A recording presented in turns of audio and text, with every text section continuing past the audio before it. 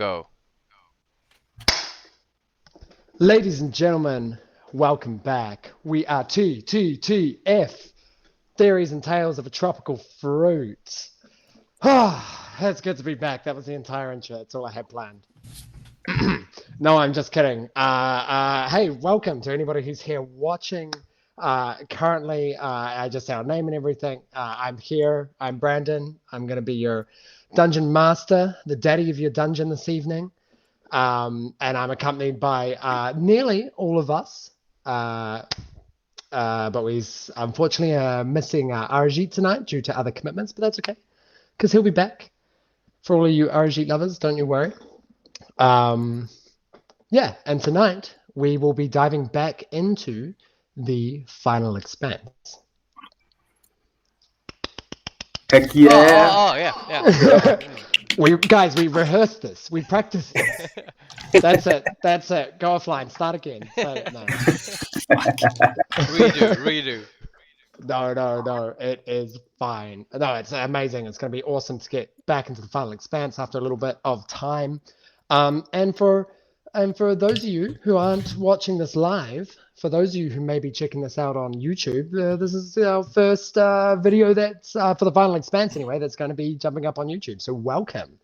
And if you don't have any backgrounds, then don't stress out, because by the time this is up, you'll also be able to find a wee intro video hiding somewhere, which is going to have a little bit of extra details, which I'm going to go through about the world that this is based in, about the characters that you're watching, and about the journey that they've been on so far. So I say stay tuned, but it's already up there if you're on YouTube. And for all you guys on Twitch at the moment, you're welcome. You just time traveled. Yeah, so I think we'll just go around and do a quick introduction as to who we are. Obviously, you've got me, Brandon, Dungeon Daddy. But also tonight we have with us Tole. Hey guys, I'm Tole. I'm playing Falthine, first generation Warforged with a crippling residium addiction. I just go and do some parkour, kick some ass, and try to survive and explore life and stuff. It's fun. Yeah, but what character are you playing? No, I'm kidding. Amazing. We've also got William as well. Yeah, right. No, I'm Twigx Dirtwell. I'm playing the Donkwood Goblin today, and I'm sad. I lost everything. What? How long ago did this happen? Well, we'll touch in that in the thing, in the campaign a little more, but it's averagely been for you probably about 2 weeks-ish, but we'll touch a bit more in this episode or the next, maybe. The next, probably. I just wanted to know how recent that was, but thank you. It's you've done a bit of traveling, but it's still pretty fresh for you. Okay, good. Yeah, I'm Twigx Dirtwell. I'm the Donkwood Goblin druid of the party. Well, not of the party. I'm about to drown with another dude that is not joining us today, so maybe he dies and he has to make a new character. We don't know. What? We'll see. That's what happens when you have a DM who also time travels. Yeah. No, back, and we also have Mowgli, the lad, Oliver. So I'm playing Axel, just your friendly neighborhood heavy metal bard. Still like the most solid intro. You managed to sum up everything within the least amount of words. Indeed, yeah, fucking props, man. Really captures. In fact, that's your guys' homework, as you need to go back and get an introduction as good as Mowgli. Cool. No, I'm kidding. I ain't giving you no homework. Cool. So before we dive into a recap and immerse ourselves back into this world, we'll just make a usual couple shout outs and just pay a bit of homage and a bit of respect to where it's due. Kicking off with the platform that you guys see we are on, Roll20. Ever since we have crossed to opposite sides of the worlds from each other, this has been our home for D&D and all of our role-playing fun. Not all of our role-playing fun. But yeah, shout out to them, Roll20 Incarnate, for being an amazing map building system. If you haven't checked it out, you guys should, because they're awesome. Thank you, Willie, for bringing me onto that. Also, Tabletop Audio is going to be pushing out a lot of music for me here, so thank you. And then I guess just a little thanks to you guys, the players, because you're amazing. Oh, cheers, lad. No, it's all good. I got you. Because you are really the heart of all of this, and that's amazing, and that's awesome.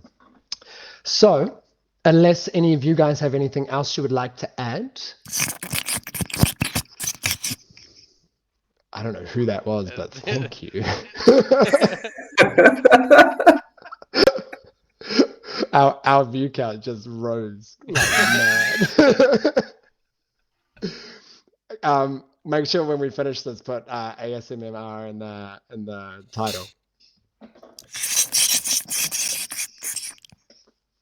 Jeez. And on that note, let's dive back into the Final Expanse, guys. So, quick recap. The Battle of Archmoor is over. The dramatic build up to the conquering of the town and the battle with an entity, a powerful entity in which you released, has concluded a while back, resulting in the loss of some friends and the start of a new journey. So, last we left off, both Forthine and Axel, upon putting their grievances aside in the moment, managed to, with the help of a new friend, Anako, managed to find their way off of Archmoor without seemingly causing any extra conflict or any extra trouble in which they were afraid might come their way. Upon boarding the White Whisper, the beautiful white wooden airship docked at Archmoor at the time, they set sail off to a destination which has been in the minds of few for a while now, Draconia. Upon hitting the skies, it was mainly clear skies and beautiful travels.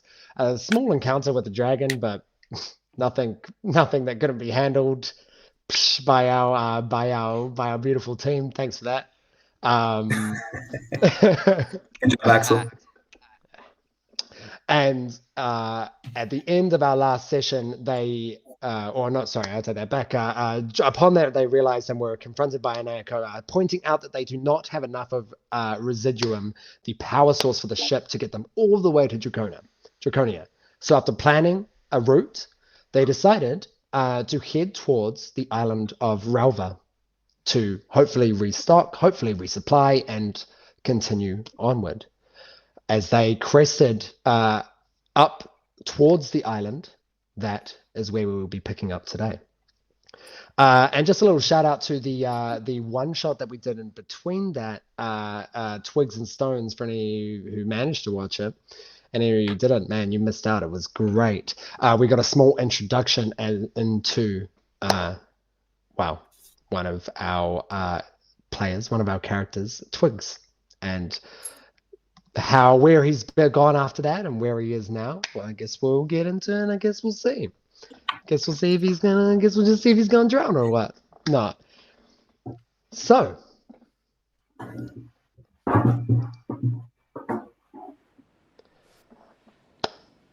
fourth thing, Axel. Yes. The cascading waterfalls that fall off of the island of Ralva are cresting behind you as the morning sun. Sorry, audio check for. Yeah. All good. Cool. The morning sun climbs between the rare scattering of white fluff in the sky, reflecting its light. Excuse me. Reflecting its light with a glisten over the expansive surface of water that pushes onward towards the horizon in front, leaving a gorgeous cacophony of blues and whites ahead of you. It's a jaw-dropping sight. Now, although you guys have seen many bodies of water, nothing quite like this. It's like in front of you a floating ocean that just seems to continue and almost just blend into the sky ahead. This is broken only by a small sky tower, which was pointed out by an echo earlier. A tower that is now getting closer and closer to you. As it does, you begin to notice a small array of structures that seem to surround the port, all of which are standing on stilts that seem to dive into the ocean below, giving this strange illusion that there is this small town seemingly floating on top of the water. As the crew begin to bustle and go on, Anayako leans over to you, Axel, at the helm and goes, okay, it's 20 minutes. We should probably prepare for landing. You want to give the order, huh? Yeah, sure. I'll go up towards the crew. I'll be like, okay, boys. They all turn to look at you. Prepare for landing. They'll give the nod. There are a few smiles crisscross the others. A little bit of expressionless faces continue to run towards their posts, obviously being on a bit of a skeleton crew due to a few people, I think just one person being ripped off by a dragon and others ultimately not returning from the conflict at Archmore. You continue to crest forward. 14. Are you currently on the deck at the moment? Yeah, but as soon as Fatih hears Axel give that command, he would have rushed into the engine room to make sure to prepare it for landing. Mm-hmm. Excellent. And you've had your fair share, especially on this journey as well. I do have to say, this is your first time landing in a skyport, so, we'll see how it goes. Sure. What could possibly go wrong? What could possibly go wrong? No, but this is as simple. It's a simple process. One would hope so, anyway. The tower you see now a lot more clearly has, as you approach it and it becomes closer and relatively bigger, has a stone foundation to it, but it is primarily built of wood. It's not as high, nowhere near as high as some of the sky towers that you've seen throughout Ocarus, or throughout Uclaw for that matter. And it's a lot newer, to be honest, or maybe in just amazing condition. You can see from about halfway down the tower what looks like hundreds of flags, colored with greens and blues and teals and light purples that hang on ropes, almost like prayer flags that draw out and downwards, connecting with some of the buildings below. This close, it is colorful and beautiful, especially sitting over the ocean. But you also realize that it creates a sort of camouflage, which umbrellas part of the tower and the town from anything that isn't necessarily looking for it in particular. And the White Whisper, just like another cloud in the sky, begins to head towards the tower. So, unless there's anything else you guys do, I imagine you guys will prepare to slow down the engines. Work's getting ready by the rest of the crew, and docking is, imminent at this point. I've got something to do after we've docked. Sure. That sounds good. I feel like I know what it is. As you all begin to dock the White Whisper, you do feel there is a small energy of stress that passes through the crew. As Axel, you realize there are no dock hands to help with the landing on the Sky Tower. one of the crew who looks a bit scattered right now, preferably the one with the rope would usually be assisted, kind of looks up to you and goes, "Oh, Axel, we need someone on the dock."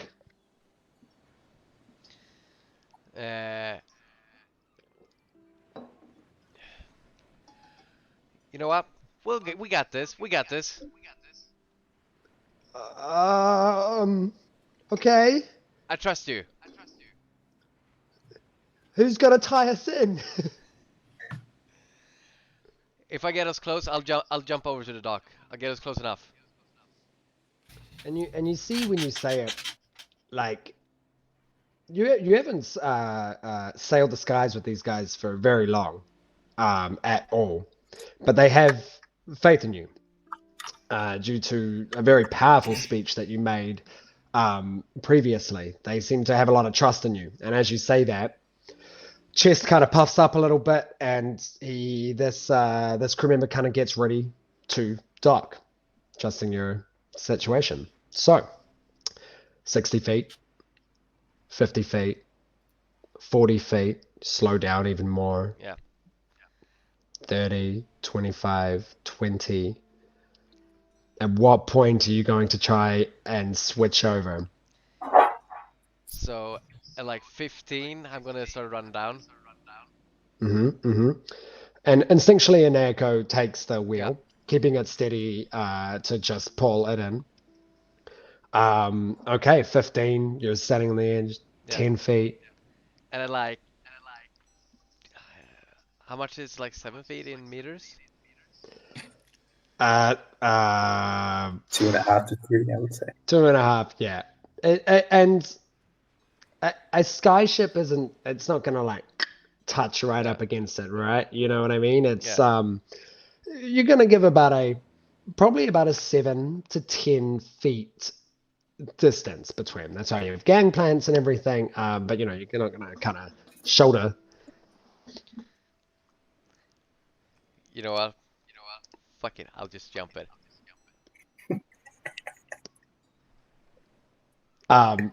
Amazing, fantastic. As you do that, before you do that, the crew member hands you the rope. Actually, two of them do. One sort of further towards the back and one towards the up. Kind of give you the rope so you're ready to, so you can sort of attach up and get it ready. Yeah. You do notice that there are sort of these, like safety cushions, for less of a better term, which is almost like wood that's sort of covered and reinforced with different forms of vegetation. You've never seen this sort of vegetation before, but it's almost got like an oiliness to it, and it's like very plump on the side. You would imagine this would hope to cushion any slight impact that does come along. But if you would like to, what is your strength? Let's see how far you can jump standard. My strength is like not that great. For Thin, like feeling how very slow would like kind of realize how close we're to docking. So would probably go up to the dock and help out however he can. Okay, and you go up and you kind of grasp the situation as you kind of get there and see Axel holding the two ropes, kind of, I guess, standing on the edge of the railing or getting close to it, about to sort of jump his way over to the dock. I'll go up to him and hold out my hand and it's like, yo, give me one of the ropes, I'll give you a hand here. Alright, sure. Here you go. And you hand over one of the ropes. Yeah.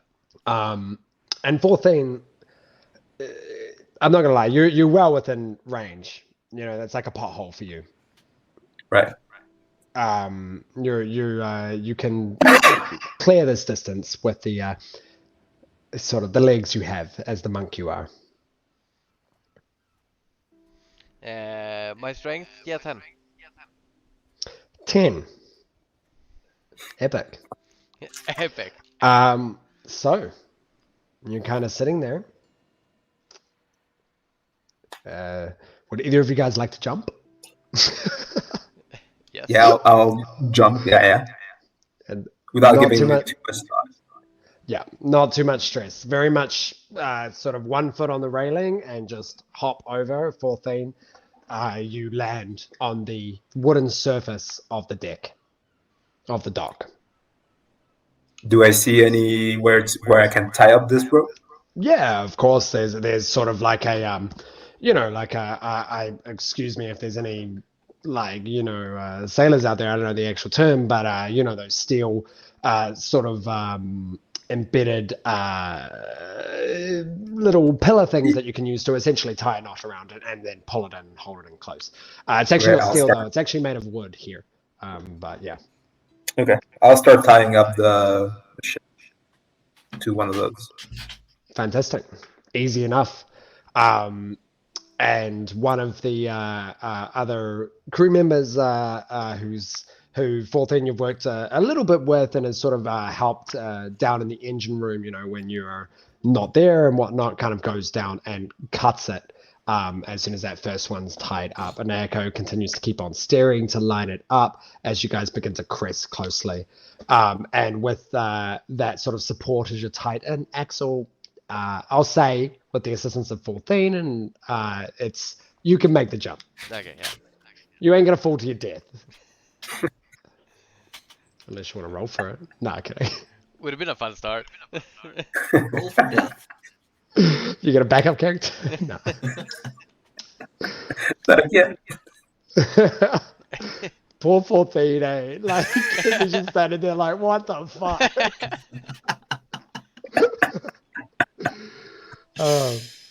Okay.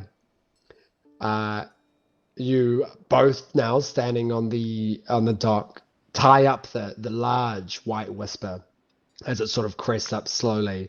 The natural momentum of it keeps it moving as Anoko kind of tries to counter it, but it's just slightly hits the barge before floating back out to a stillness.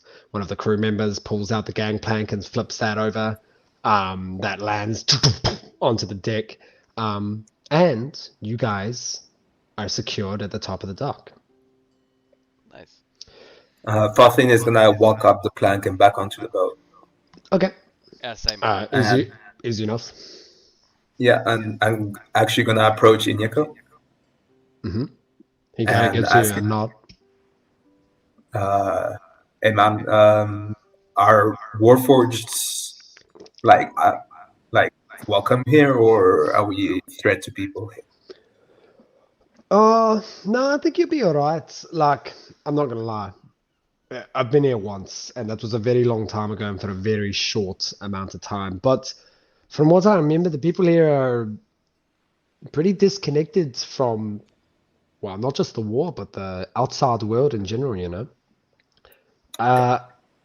Yeah, I don't think it'll be too much of a stress, but I've never been here with a Warforged, so. Okay, fair enough. Good to know. Thank you. Oh, that's all right. So. And I'll go back out to meet up with Axel again. And Anako follows you. And you kind of have in the center of the deck now, the crew is sort of coming together with you. Axel, you're standing by the gangplank. 14 and Anako approach. As Anako kind of turns around to you, Axel, and goes, turns around to both of you, 14 and Axel, and kind of goes, right, so what's the plan? We'll probably have to buckle down the ship a little more, but... Yeah, and we need to find some new crew members as well. There's not a concerning look in Anako, but like a good luck. As he turns around and goes, yeah, a lot of, I feel like not a lot of people tend to leave here who are staying here. I mean, I don't know, it might have changed. It's been a minute since I've been here, right? So, but some crew members would definitely be handy. But I think definitely some fuel will go first. Speaking of fuel, do you know who we could ask or where we can find some of this? Americo just... Look, I genuinely have no idea. I really do not know this place. that much. But I mean, they have a skyport, so it can't be too hard. And as he says that, he looks over to the noticeably empty deck of the skyport. There's no one has come to meet us or approached us. There's no one up the top there, and it's small. The skyport, compared to the other ones, it's relatively small. It has space for one more ship on the opposite side of it, and outside of a few boxes that are scattered around on this very simple top floor. It's empty and quiet. You do see a counterweight, sort of a counterweight lift on what you could consider the front side of it. And in the center, what looks like a spiral staircase that sits between the two docks and heads down into the tower. But all you really hear as you sort of take a moment outside of the creaking of the ship is the sound of the ocean and some seabirds that are only native to this island sort of screeching around. It's quite eerie, if not peaceful. Alright, me and 14 will have a look. Do you want to just keep an eye on the ship, Nico? Yeah, I think that's all right. Maybe just come back and, confirm the situation, but we'll just buckle down here and keep the ship safe. I don't really know too much of what to expect here. From what I remember, they're pretty peaceful people, though. Yeah, hopefully. He kind of smiles at you, nods a bit, before he turns back around to the crew and kind of gives them a nod as they've been eavesdropping on the conversation and understand, okay, now we'll just do the final touches, and everything that they couldn't do while flying as they sort of get back into working leisurely on the ship. So you guys cross the gangplank onto the deck of the dock? Yep. Fantastic. So priorities are fuel and potential crewmates. Yes. Yeah. Let's see if we can find someone to ask. Yeah, we need to find people. It's oddly empty here. That's weird. And it is a weird sensation. It's almost like the feeling when you're on a really long road trip after traveling for so long, and then you stop at a, you're like, fuck, we just need a coffee. Like, I just need to stretch my legs. And you just stop in a empty town that's just dead. It's not unwelcoming. It's beautiful, but you just sort of feel like you're in the middle of nowhere. The middle of the ocean, you could say. Yeah. Alright, let's have a look. Beautiful. Let's go. Well, there's only one way to go from here, and that's the staircase downward. I mean, unless you guys want to take the counterweight lift, but... No. I'll take the staircase. Yeah. And you you go and continue down the staircase, and it spirals down in a simple wooden staircase. Halfway down, you do past a small, empty storage room, before eventually reaching the base of the tower. As you exit the cylindrical shaft that's housing the staircase, you are hit with the beauty of the lobby. The floor is of white stone with these pale sky blue veins marbled through it, bordering vibrant blue mosaic tiles that cover all the walls around you. You see in the center a fountain that fills the chamber with the smell of salt water and the echo of rushing water as well. Off to one side, you do hear the rattle of beads is coming from what looks like a doorway to your left as the sort of oceanic colored curtain blows in the wind. And despite a small desk in the opposite corner, the room is empty. No one at all? No one at all. Hmm. It feels like, yeah, it feels almost awkward. Like you've stepped into a hotel lobby that's just empty. It's strange. Yeah. I'm gonna be like, More than- hello. And pretty much simultaneously as you say that, you hear as your attention is stolen as the doorway beads are brushed aside with haste. You watch as a young human girl comes marching in, currently dripping, like soaking in water, as she seems to throw what looks like a light sort of mesh kimono over herself. She is young, well sun-kissed over her thin body with long, curly brown hair that she's in the process of currently wringing out carelessly all over the floor. She's just leaving like a puddle in her path behind her.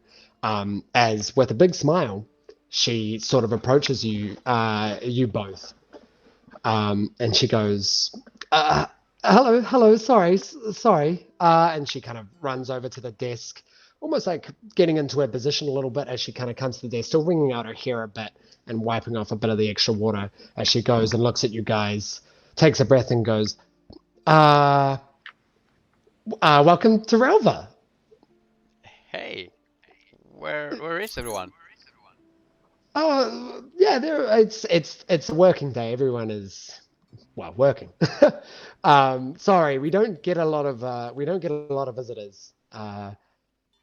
Until these past few days, anyways. You guys aren't more of the fire folk, are you? No. Firefolk? No, don't worry, no stress. She's sort of like stunned. Like she does, like almost like it's her first day on the job, but she sort of doesn't know what her next process is before you watch as like a snap of remembrance or instinct or knowledge kind of kicks in, and she goes, "Okay, so just a few questions. My name is Teskia. My name is Axel. Axel. Nice to meet you. And 14, and I hand out my hand. It's like kind of hi. and she openly takes it. It's kind of weird to have a new person, at least in your experience, meet you and just sort of see you, if that makes sense. She reaches out again and kind of shakes it with a big smile on her hand. And she goes, "Cool. So just a few questions. Are one of you the captain of the ship above?" I Okay. Right. And she kind of starts jotting something down on what looks like a piece of parchment or whatever. And the name of the ship. Sorry. the name of the ship? The White Whisper. And she kind of tells that.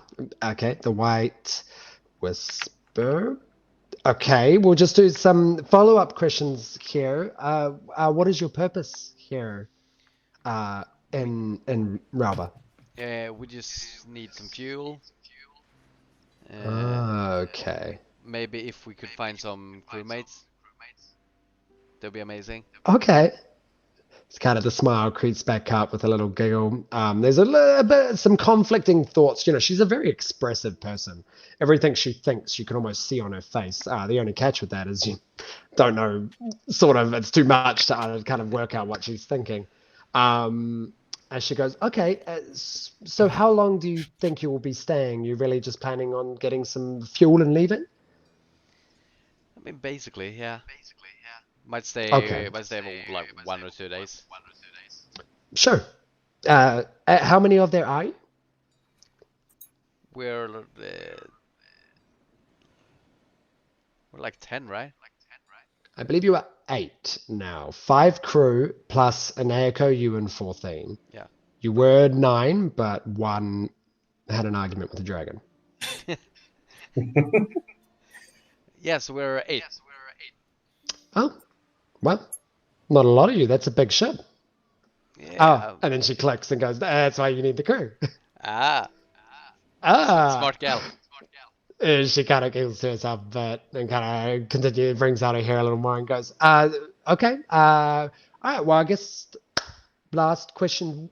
Do you guys need any lodging, or will you just stay on your ship?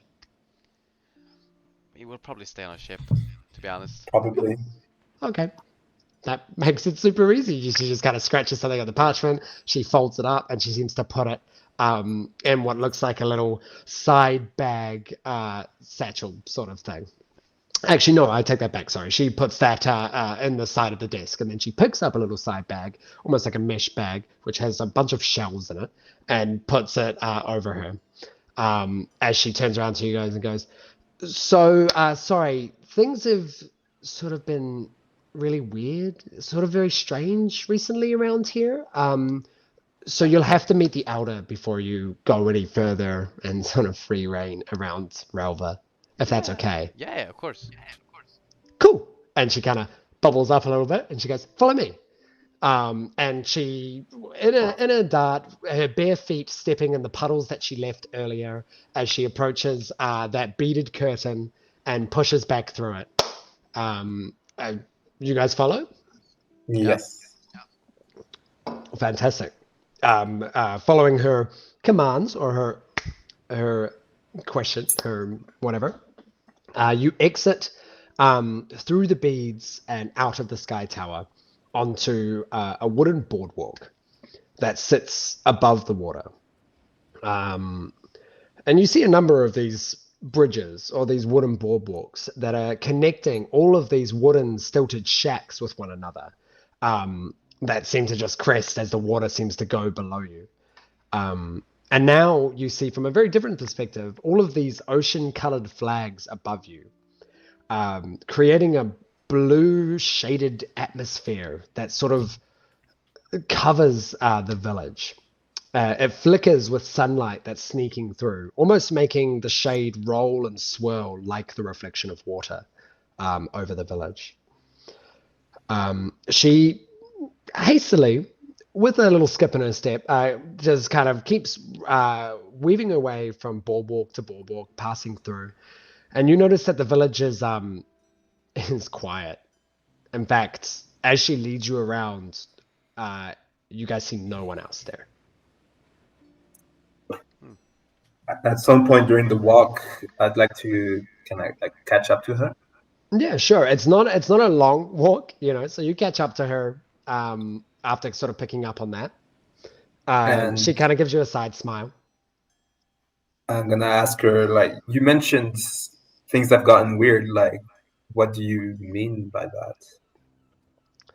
She kind of the smile kind of drops a little bit as she kind of goes, I think maybe you should speak to the Elder. I just don't know you, but that's okay because we're here. And as she says that, well, you notice that you guys are literally just standing on a random boardwalk halfway in between two shacks. As she looks at you smiling. She reaches into that little bag and she goes, okay. Here are your complimentary potions. She looks at you, 4th and goes, do you breathe? I don't need to.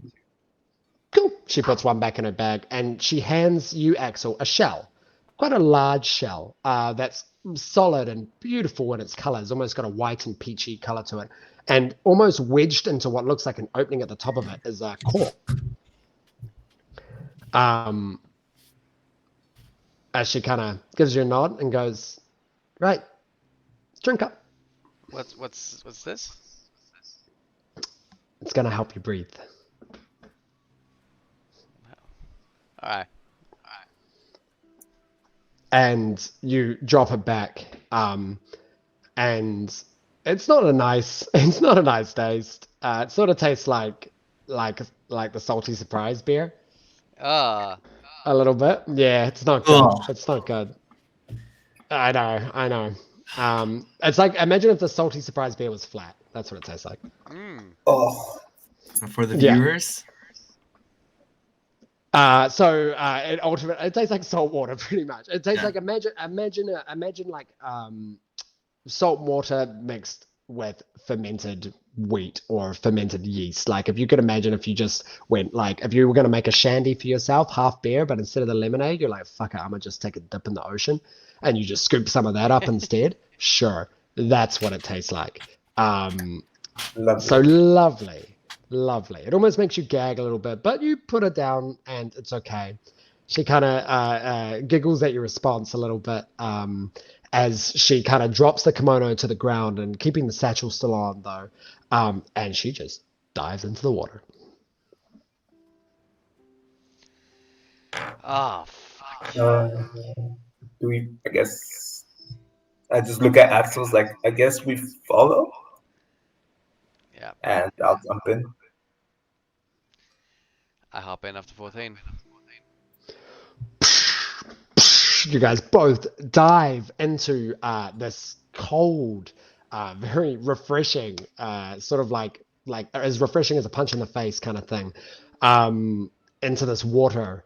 As you dive in, your eyes begin to adjust, and not so much yours, 14, and they're not as so affected by water, but Axel, as they begin to adjust, the first thing you notice, Axel, well, you notice it a bit later, because instinctually you begin to hold your breath, and we'll see how many minutes pass before you can't do that anymore.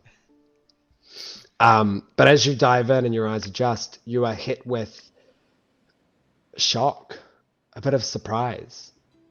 You see not too far down all of these coral reefs and large rocks all sitting at different heights, popping with colors and that are lit by these glowing orbs that seem to swim around the area and seem to float throughout the entire space.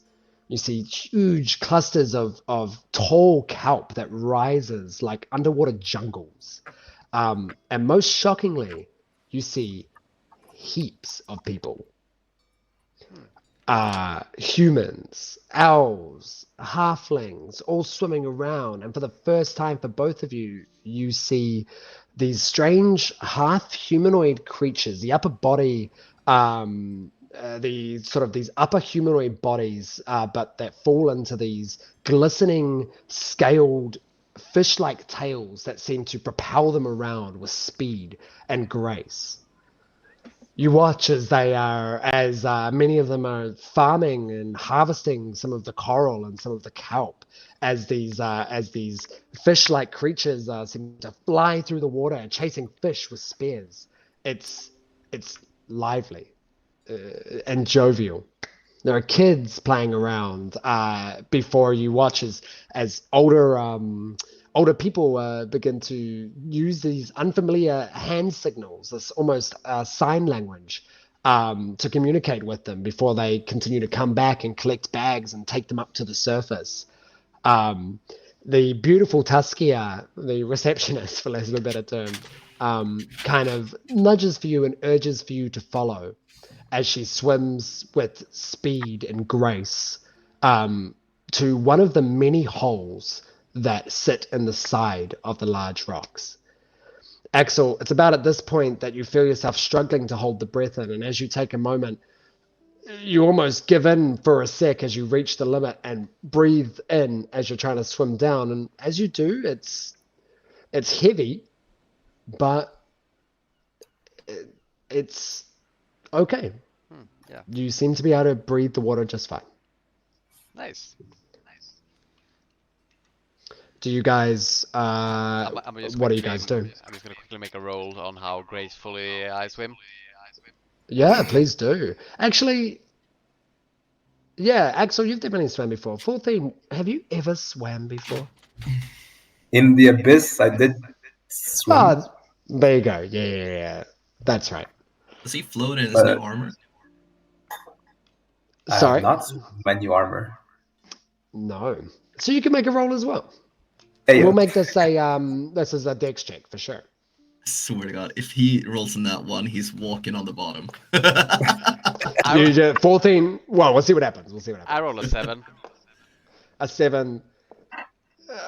you know, it's hard to dive deeper while trying to doggy paddle. You know what I mean? You're not moving fast. Yeah, I don't know which direction you're heading in, but you're not getting there very fast at this point. As you kind of slowly get down, and you're kind of like floating up sometimes, and then you kind of move the strength to kick heats more, and then float up a bit and go back down. 14. Dirty 20. It's you kind of feel the way the water works around you and your previous experience swimming. The armor doesn't impede you with your sort of flexibility and you're swimming rings around Axel at this point as you sort of crest down and begin to get deeper.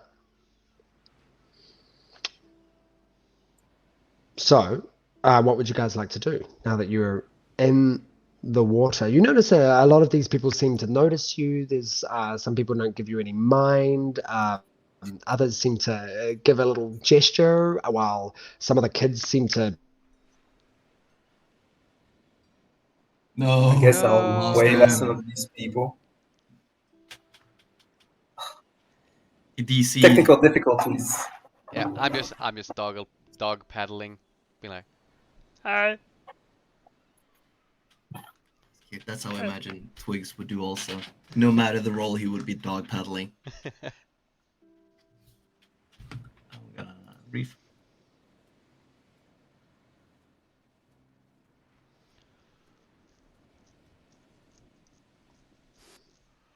Hello. Hey, we're back. Technical difficulties on my end. Sorry about that. I've got. I don't have any visual on Axel, but I've got you all good, William. So, Muggles? I'll be back in a sec.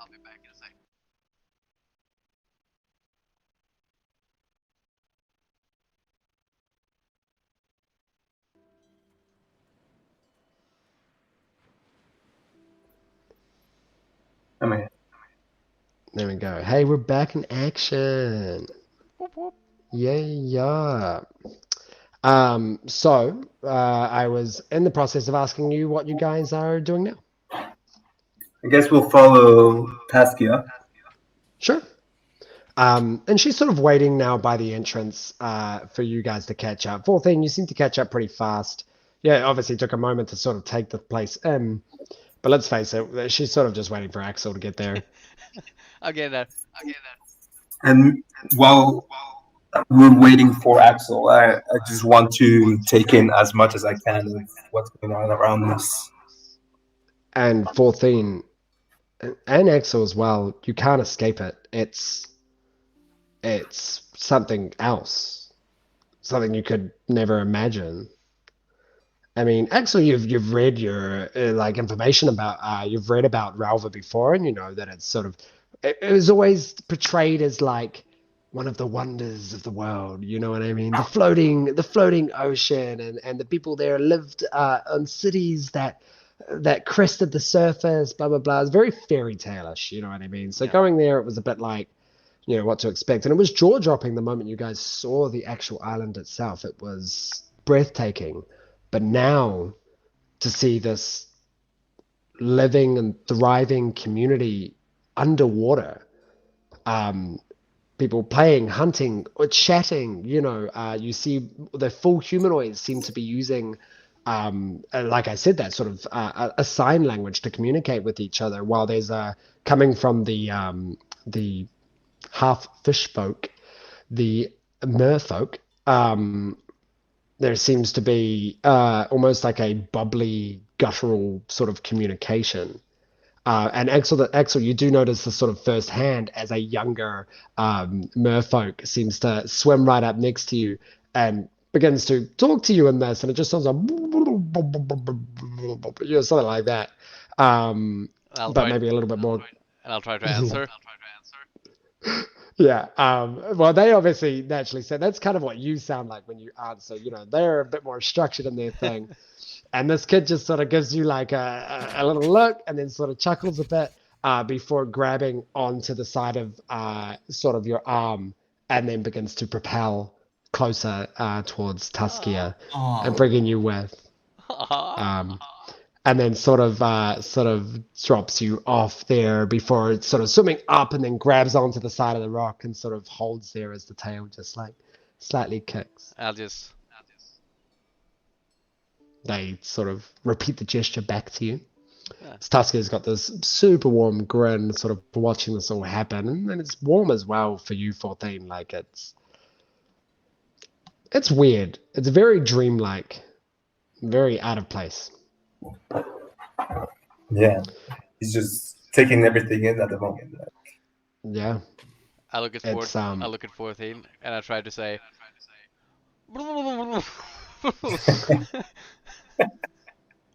That's what it Just sounds wave. like. Whatever you're trying to say, Yeah. it's just like, and 14, you get We'll nothing. just wave at him. So I'll just. He nods. And And Tusker is gestures to carry on. And as you do, Tusker is sort of swimming like on her back, kind of staring back at you guys, just crestfully going into this cabin, waiting for you guys to follow as you do. Twigx. Hello. Hi. Hi. There's a drip of water that continuously falls as droplets of the ocean echo through the cave. It's a strong reminder that you're very far away from home now. And quite literally, I guess the furthest away from your comfort zone, you could say.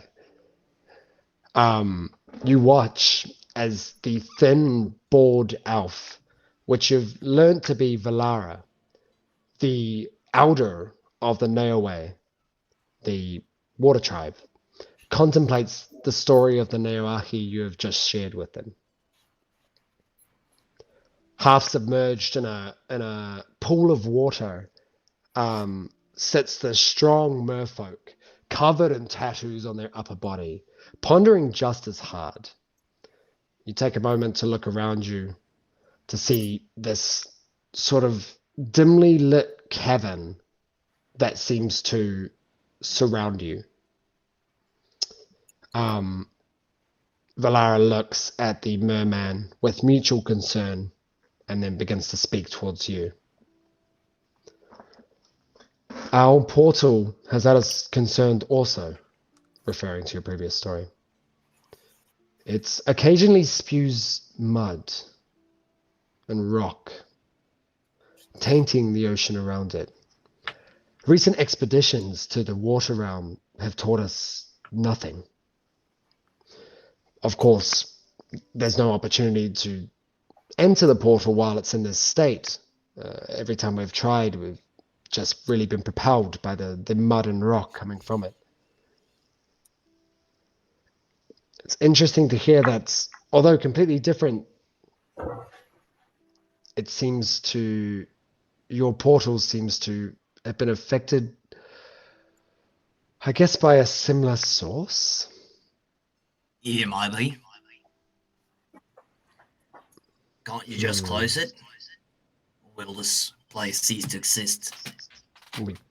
Kind of looks at you in shock before looking at the merfolk and then grinning and sort of laughing as he goes, and no, we can't just close it. Even if we could, it wouldn't make any sense. We thrive off of this. This is a part of us, a part of the world. Severing that connection is the opposite of what we're here to do. As they say that, there's a lot of sort of memories and thoughts that come to you about Ragnus and the lessons that he taught you, the importance of the fire portal, and why you were there to protect it and to house and facilitate the connection of the elements in the world.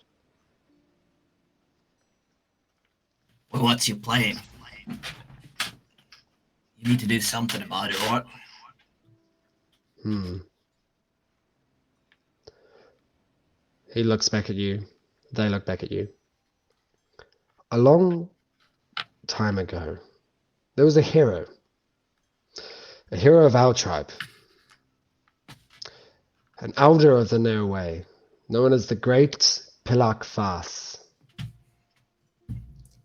They saved Ralva from a blood-hungry kraken and ruled as the elder after that for many years. In his later years, he famously renounced the Neowai in favor for the Neofenawa, the Earth tribe. No one truly knows why, but he built his final resting place upon Ralva's, well, only piece of land, leaving a prophecy in his death. The whole scripture is written in his tomb, but long forgotten. The only part that we know is frightening, as the cold kind of stare of this elf looks at you. There's a section of it that said, "Water will spew mud and earth, and fire will be fueled by sand." It's literally all we know of that prophecy. So we're the only two tribes to fuck then. Well, there is the air tribe as well. I have no idea what's going on with them. Obviously, the fire's down, and the Fennewa would have. You would probably a greater understanding of what's going on. But it has been decades since anyone has visited the island where this prophecy, and this tomb lies. We believe it to be a curse to the Neowai. All that seem to have gone there in the previous times have never come back. Where's this tomb? Well, it's funny you ask that, because you're not Neowai. The tomb's not far, relatively, depending on your means of travel. The rest of the prophecy might bring some greater insight into what this strange shift in the world means. Although, it would be quite dangerous to go alone. There's a splash of water as that pool where the merfolk was sitting erupts as a woman that you met earlier, Twigx, that you've come to know as Taskia, a young woman that greeted you when you arrived here originally, breaks the surface and speaks with her soft tone. I put on my shrubbery mask. You turn into a shrub. Yeah. Yeah, and you literally do. As you kind of put it on and wrap it around, you just kind of turn into this very woodland bush in the middle of what you know now as an underwater like air pocket in this rock, this underwater cavern. She kind of sees it happen, catches a glimpse of you first, and then sees you turn. Definitely not discreet at all. Yeah, no way. I mean, you can roll if you would like.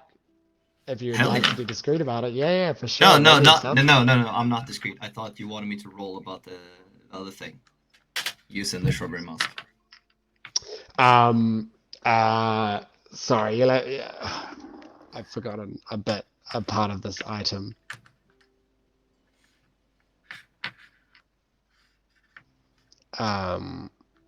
But I'm pretty sure you do. As far as I remember, you do need to roll. Yeah, I do need to roll for it. Is it a D100? So yeah. Or is it a D10? Give me a second, and I shall tell you.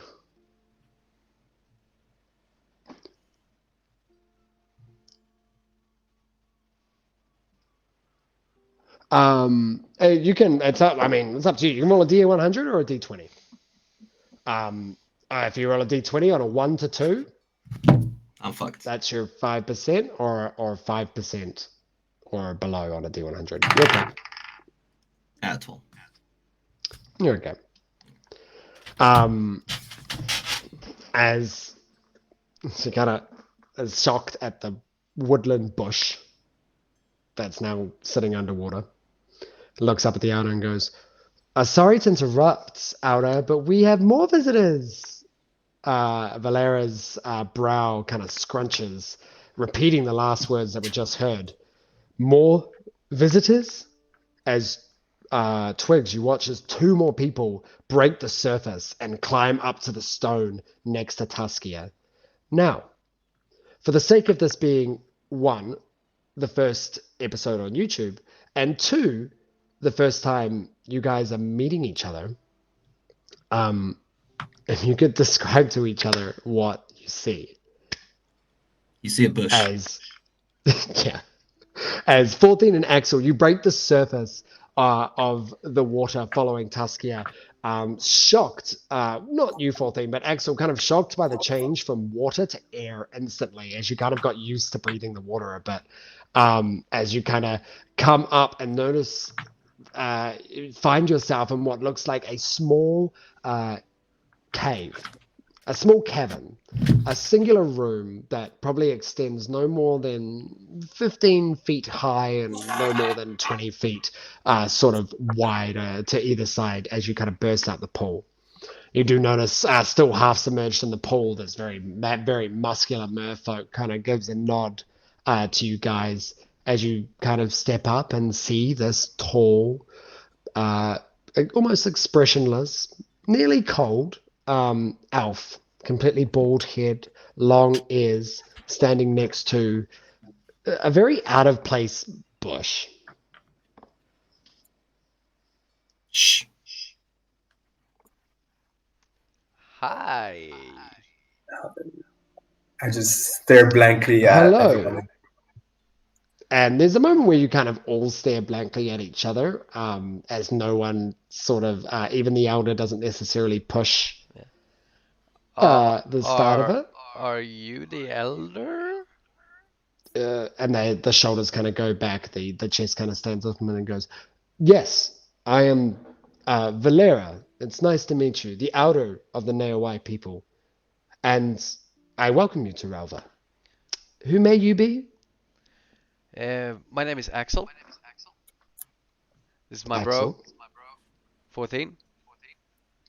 Hi, I just Brother wave 14. with my hands. And sort of nods back at you. So we are here to kind of refuel our ship. I see. Well, welcome to Ralva. Thank you very much. We're more than welcome. We're more than happy to help you in this situation. We are waiting on our supply to come back.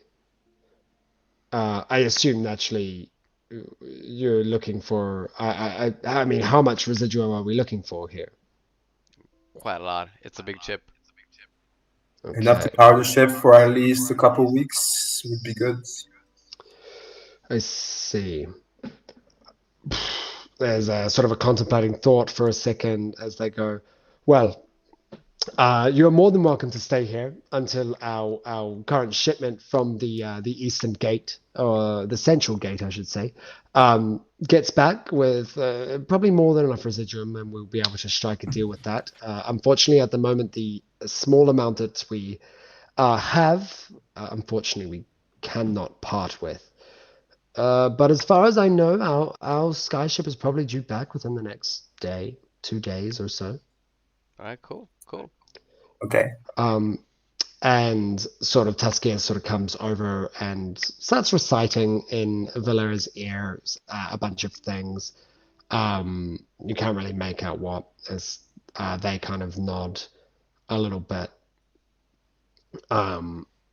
And there's a moment where Valera kind of looks down at the bush, sort of confusingly. And also, not to take people away from this beautiful place, but we're looking for a couple of crewmates as well. If possible. You watch as Valera kind of looks down at the bush and then comes back up and goes, well, that's residuum might be a little easier. It's very hard to pull people away from the sea who tend to live their life here. It can be dependent on who comes back on the skyship, but obviously we do need our crew as well to make our deliveries Yeah, of course. to places outside of this. We will have to see when they get back at this point. Though, I do have to say, you've come at an interesting time. You know, residuum, as far as I know from our trips across, seems to be growing heavily in price due to the far-off war that people are dealing with. Though we don't have any effects outside of small pockets of inflation that seem to come by, I think there are still things that are potentially more valuable to us, to the Neowai, as a tribe whole, more than gold. Would you be willing to make a trade for this residuum? What kind of trades?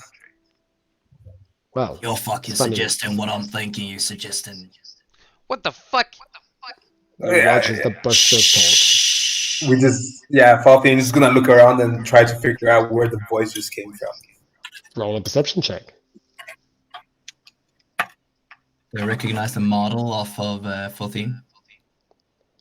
I mean, you definitely recognize what the fuck he is. You can roll a, this would be a history check for me.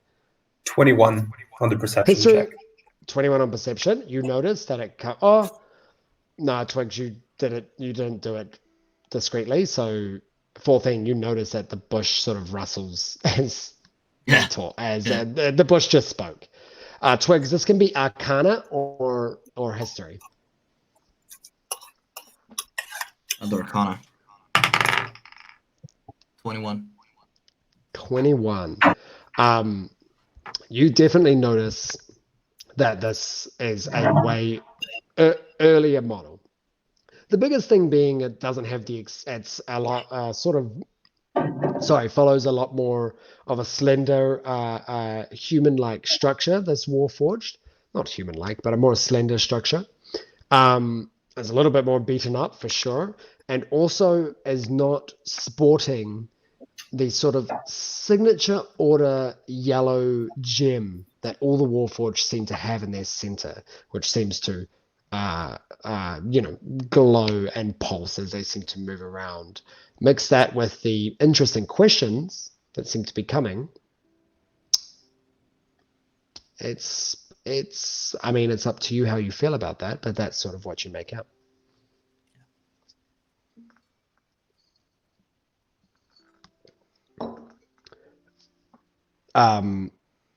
Valera. Faltine is gonna approach the bush. It's like, how's this Get bush? closer. Up.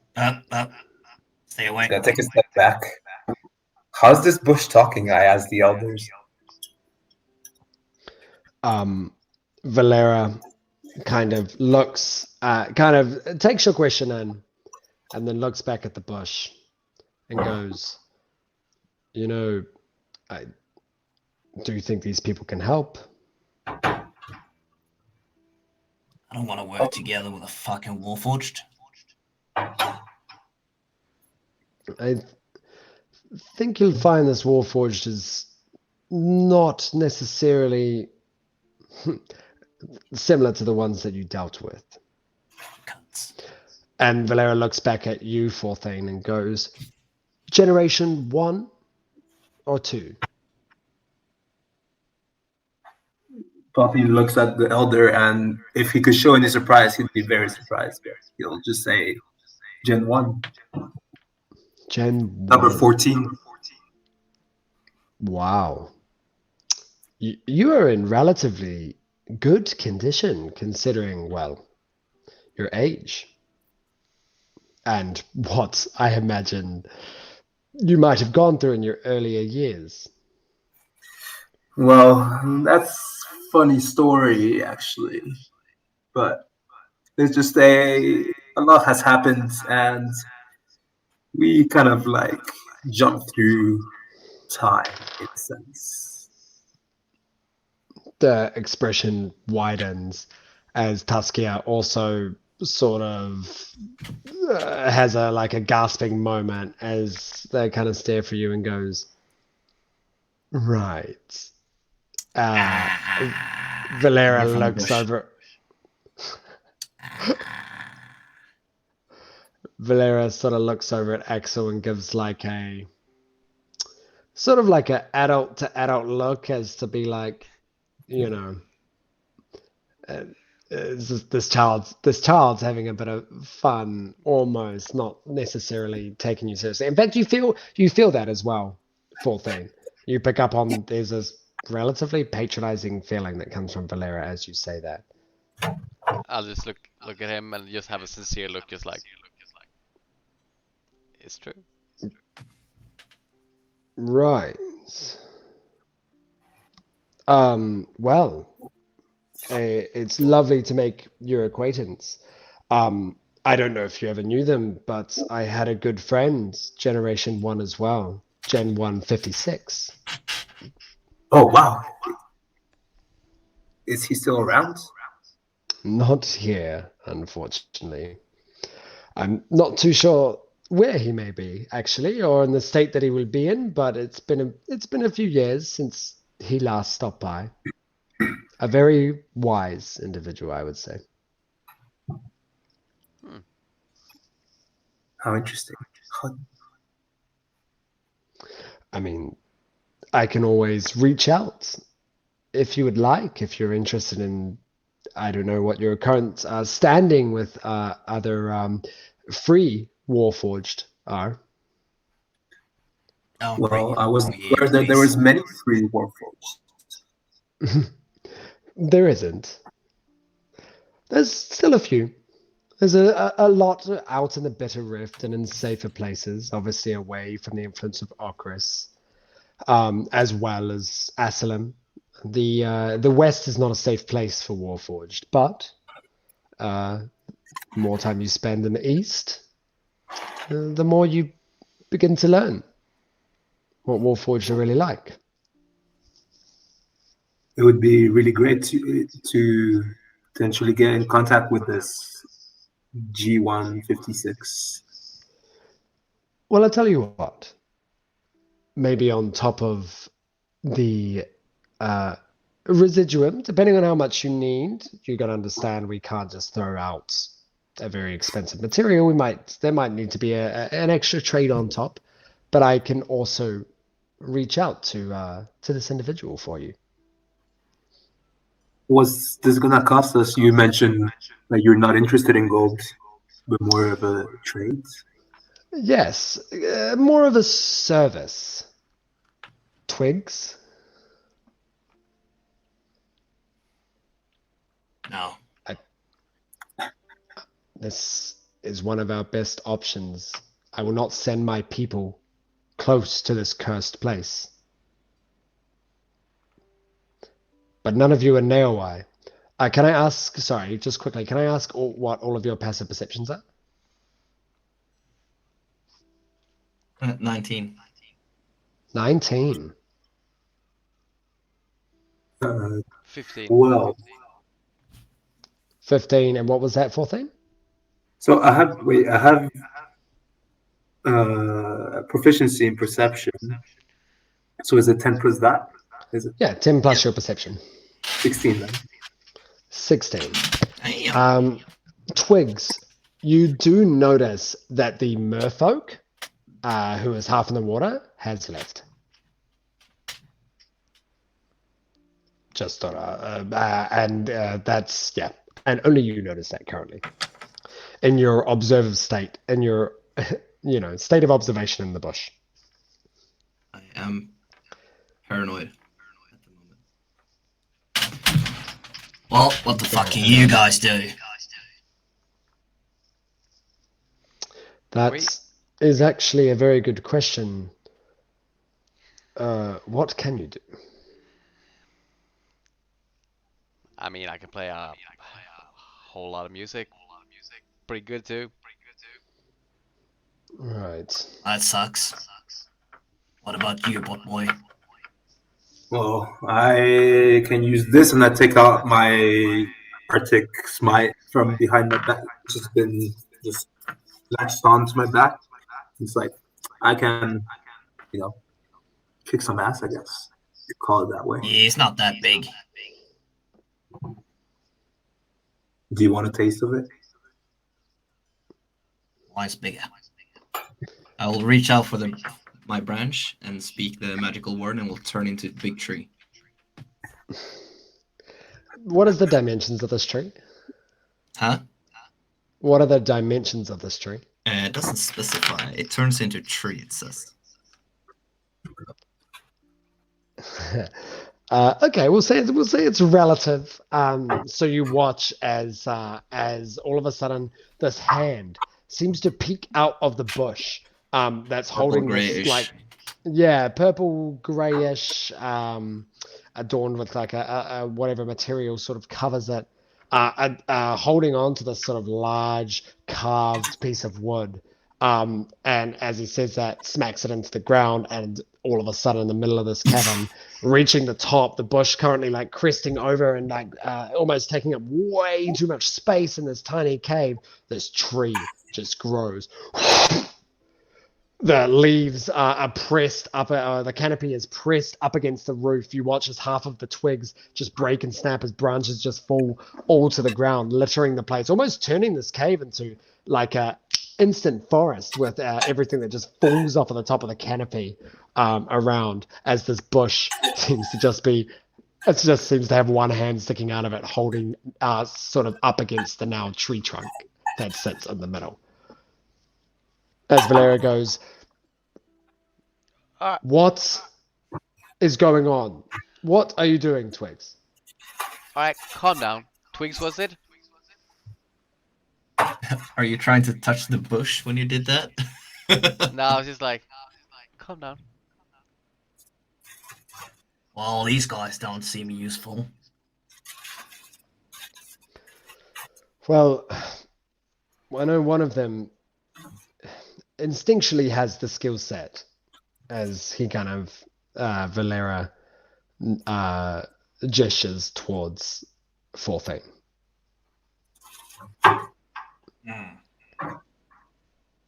Whose ass do you need kicked? I guess we can do the job. He literally sounds perfect for the job. As long as he doesn't kick my ass. 14, was it? Yes.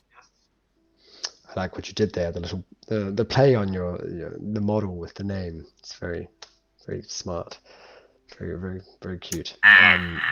He nods. Are you going to kick Twiggs's ass?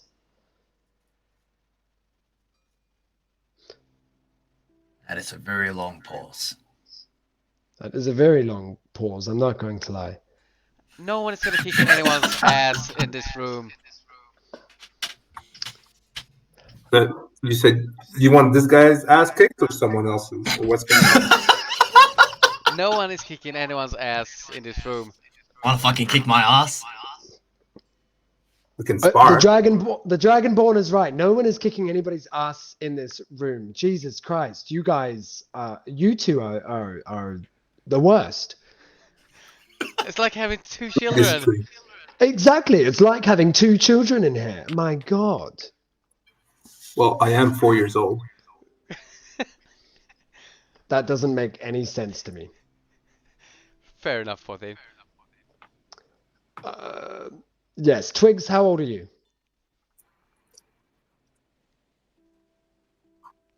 690. You know, this is the outer of the Neowai tribe. You know, he runs a very loving and tight ship, and the people thrive in Costa. And this, as I said, when you entered, has this very stoic, almost expressionless sort of manner to him. But in this moment, you just notice that face card. But I'm 20.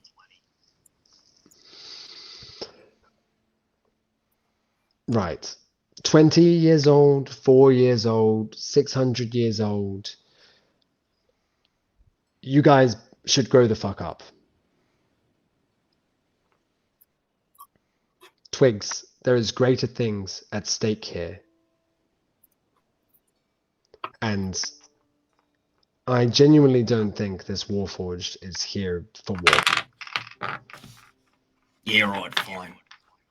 And he will Nah, I grab ran his away stick. from all that like a few months ago. A few months ago. Yeah, for me, you know, time skipping and all that. Yes, of course, the time traveling stuff. I just have to say, no disrespect, but your timeline doesn't make any sense. It really doesn't add up. Wait. Looks over at you, 14, looks back at you, X, or looks back at you, 14. Interdimensional?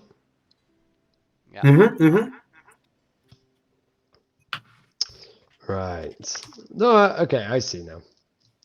To an extent, it's not really my forte, but I mean, yeah, I mean, you guys would have had to have gone quite far to be affected by such a thing. Yeah, we were like in the abyss, I think it was, right, Axel? Yeah, something like that. Wow.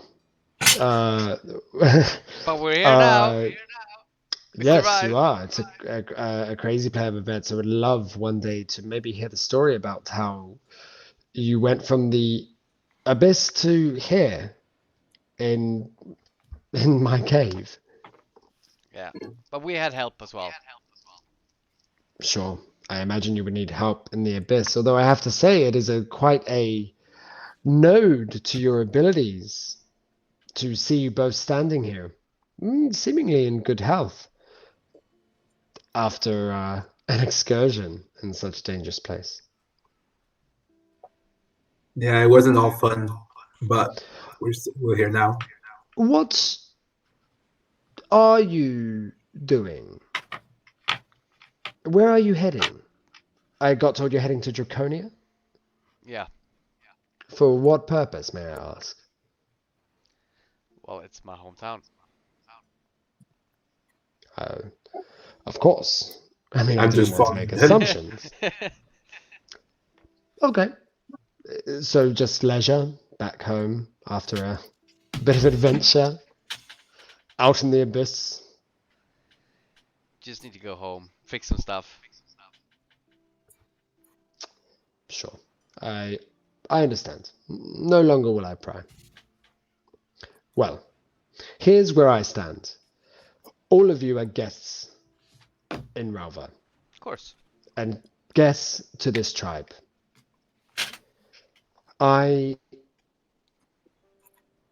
We need answers to strange happenings that are going on, not just here, but with Salandria itself.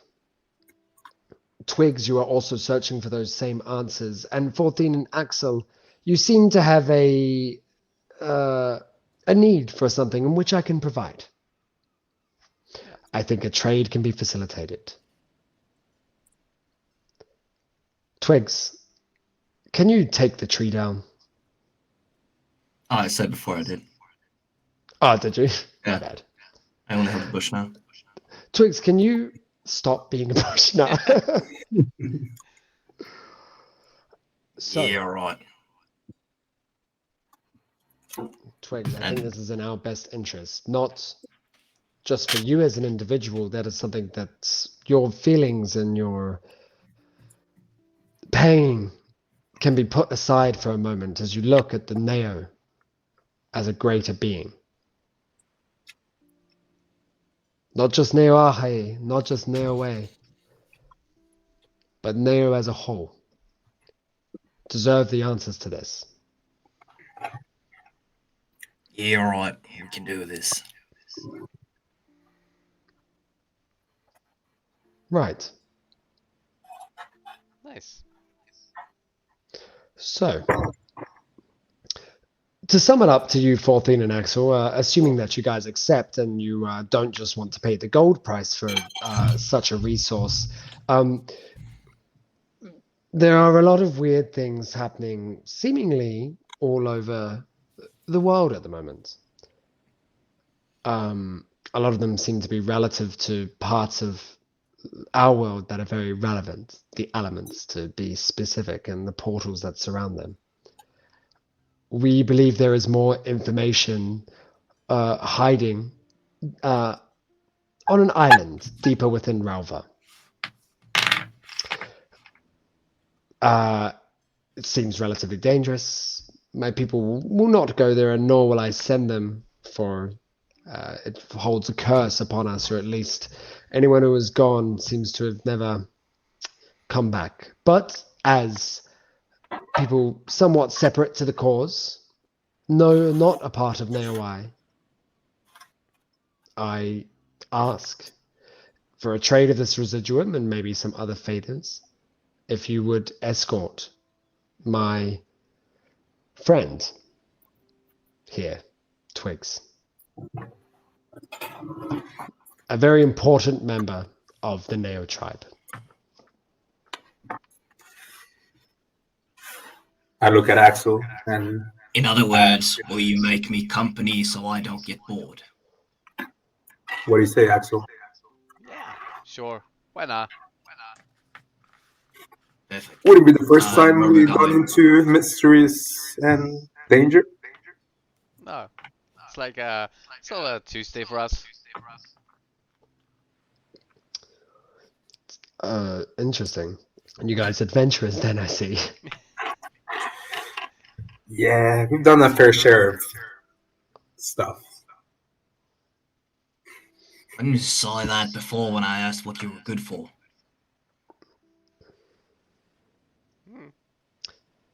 I'll show you. No offense, but the answer of playing music was a pretty shitty answer at that point. You'll see. I'll just wink at you.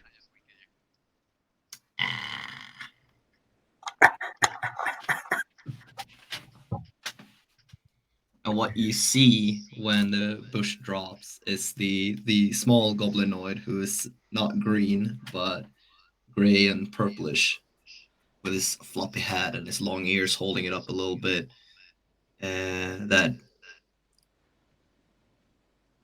little vest I think he had, and a green a red shirt and those red baggy pants. And at this point, he has this wooden staff on his back that has little branches and a mask on the side. Nice. And that molten egg in chains around his neck.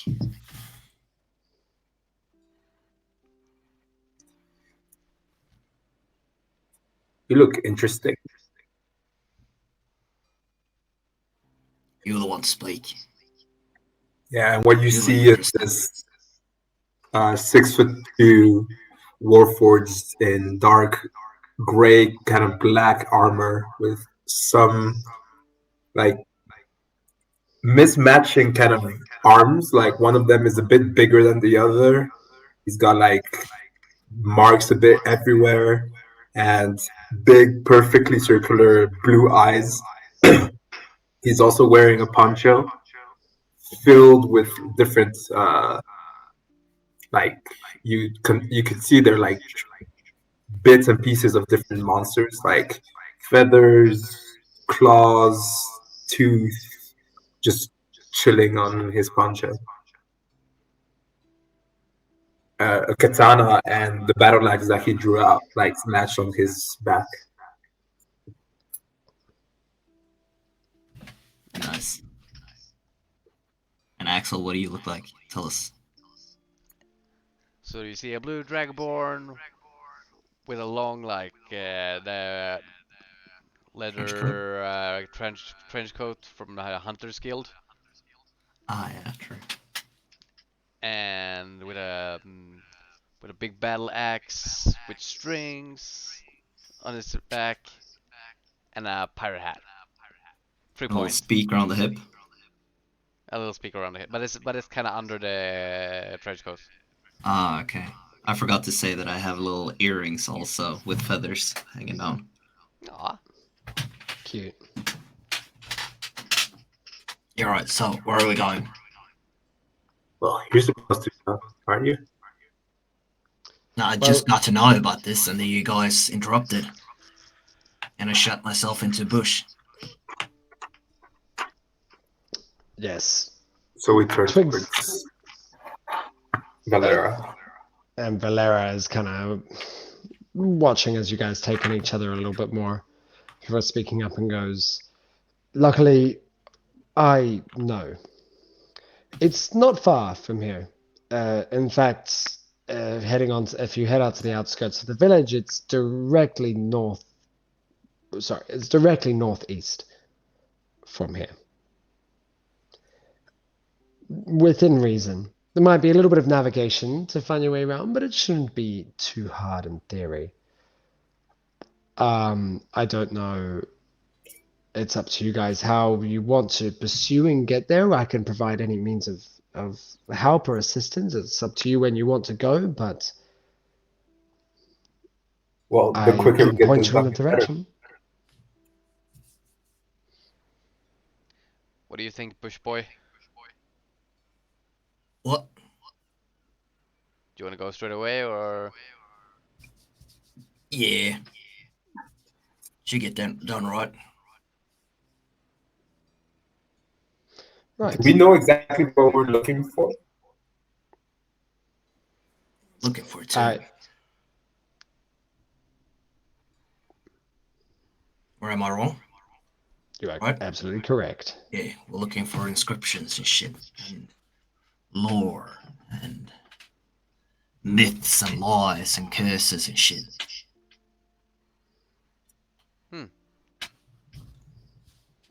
That sounds not too difficult. Yeah, yeah. Yeah. I'm not gonna say too much.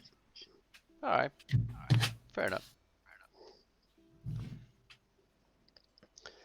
Right. Well, if you guys would like to leave straight away, then follow me. I can show you the direction. Yes, let's go. Valera just dives into the water. And I turn Twigx towards follows Axel. after. We should let the crew of the ship know somehow. It might take a bit longer for us to come back. Oh yeah. I look at Valeria. Underwater currently. Is You in fact Tusky? you two are the last two. No, Tusky is there, actually. Tusky. Oh yeah, The young woman who introduced you, who greeted you. I'll look at her and be like, could you do me a huge favor? Sure. Could you tell our crew members that we're alive, good, just helping out to get the residium? You sure? Just so they I don't. could do that. Yeah, amazing. I don't know if they're gonna trust me, but I'll try my best. Tell them that it's gonna be a couple days as well, so to just wait us out. Yes. Sure. I can certainly relay that message. That is no problem. Amazing. Thank you. It's okay. And you can see at this point that she has no intention of currently leaving the cavern. She kind of is sort of getting herself a little bit more comfy in there as she kind of sits down on like a edge sides rock. So hopefully she'll tell them at some point. All right. I'll just dive in the water at this point. Yep. You dive in following Twigx. I'll I look have cast air bubble on myself too. Yeah, you're more than welcome. I don't know if you had done that in the first place, but you also would have been offered a potion of water breathing. I know that tastes like shit. I'm not gonna do that. Yeah, you do know that tastes like shit. Mm-hmm. Yeah, so don't touch it. Air bubble around you. Yeah. Doggy paddling So- away. Yeah, also doggle paddling. You and X are both doggle paddling down. And as you guys begin to, you go one after another, dive into the pool, you do notice, the first thing you notice is that tunnel that leads up to this opening is not as empty as you first saw it. In fact, it's actually has another three merfolk and one humanoid, a human to be specific, creatures currently sitting in that cave. It was one of the previous merfolks that you saw earlier, the one that was sitting at the top of the pool, seemingly just on guard, so to speak. Just maybe with the presence of some new faces coming out of nowhere in such a closed area, maybe got them startled as they sort of were just waiting and letting you crest by through and out the cavern as you guys continue to follow Valera out into the opening expanse of the ocean, into this thriving underwater community once more, as Valera begins to rise back up to the surface. We'll follow suit. Heading Yeah. fast. Going up to the surface. And you all go up to the surface. You break through. Valera begins to climb on back onto one of the boardwalks, as I assume you guys follow as well. Oh yeah. As you sort of climb up, Valera, no concern with being sort of soaking wet at this point, just seemingly used to it. Kind of pushes over to one side and gives you a gesture to follow. You kind of crest through a few boardwalks. It's not far at all before coming to what Valera points out to be the northwestern edge of the village, and goes, "Well, it's that way, directly, in theory. It's not hard to get to. Well, I say that, but how are you planning on getting there? Would you need some aid there, or do you have your own transport?" As he obviously kind of looks towards you guys, 14 and Axel. Yeah, some transportation would be nice. I can do that after I fix my broken headphones. Oh, he has headphones. Sorry. We can provide some transportation for you guys. How long does it take to get there?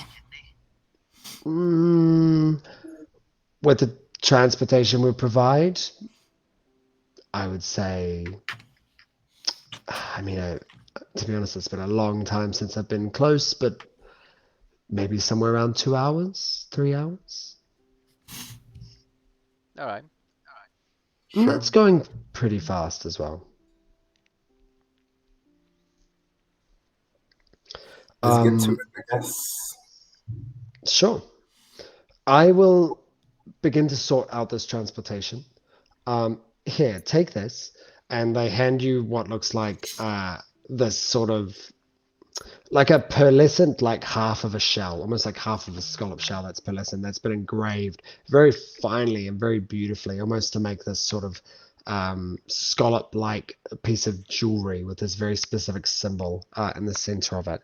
Hands it over specifically to you, Twigx, and goes, "I would highly recommend, for those who need it, which honestly doesn't look like a lot of you, potentially just getting a spare water breather potion on the house. But you need to go down to the potion makers. You're right. Yeah. In that time, I will get someone to sort out this transport for you, and we'll meet back here." What did I get? A shell? Yeah, essentially, it's like, for less of a better term, it's like the mark of an outer. You can write a beautiful Naoi outer shell if you want to put something down. It's like Jesus it's like a Christ, calling. that's a lot. Then just write shell. I did. Just write Valera's shell. It's like the way he's handed to you, it seems almost like a calling card or like a business card or like a royal emblem that may benefit you while going to get these extra potions. Okay, so we start swimming to the potion shop. For sure. And Valera points out to you, or turns around to you, Twiggs, as giving it to you, and goes, "It should be easy to find. Just go down into the main housing rock, and you just need to go into the coral caves, in which you'll find the bubble, which is the main trading post throughout there." Nice. Perfect. Let's go.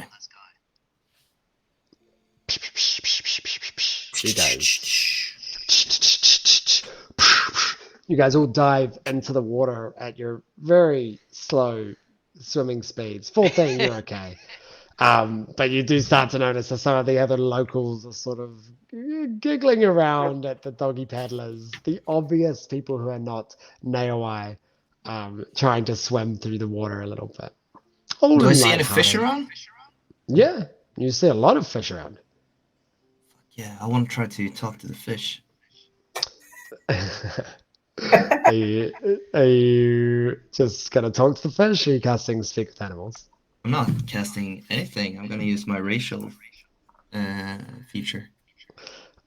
Which is you can communicate small ideas.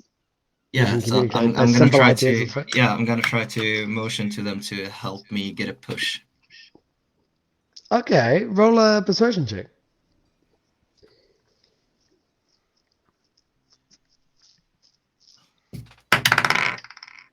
13. 13. With a 13, as you sort of motion to a few of them, there's kind of a school of these larger fish that sort of, you notice that they pick up on your communication and begin to circle you a little bit as you sort of ask for this before a bunch of them seem to come up behind you. And it's weird. You sort of feel like them tuck and wedge themselves into parts of you, sort of like underneath your cloak, underneath your armpits, and like behind the back of your feet, and try the best they can to sort of bring you along as they swim. With a whole school of them, they do begin to propel you. I imagine you can communicate the direction you're going, right? Yeah, definitely. Yeah. I stop paddling and I start pointing where I want to go. And they're not that strong. Like if you, I mean, you're not a big person, but it's also not a big school of fish. These aren't big fish. As soon as you stop paddling and pointing, you slow down dramatically. Fuck, I They're start definitely pushing with my legs. Yeah, they're a boost. They're a boost to your speed, but they're not. They can't just carry you.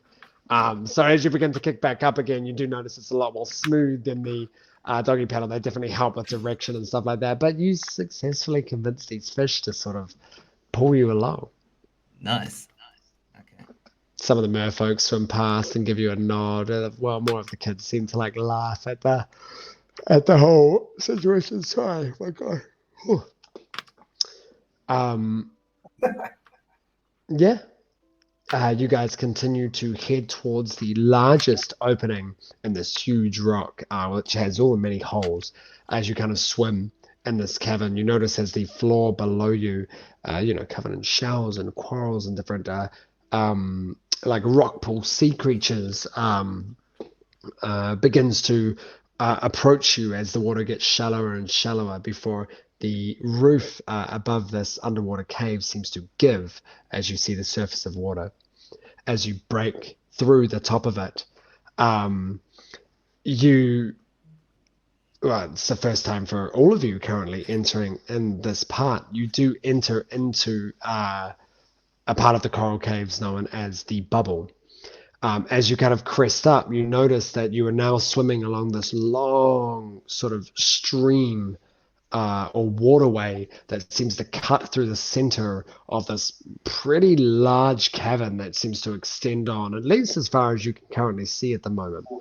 As your ears adjust from underwater to being back on the surface, you hear this hustle and bustle of people running around, of things, different materials clanking around, of trade, of barter. There are merfolk and other creatures that seem to swim past you.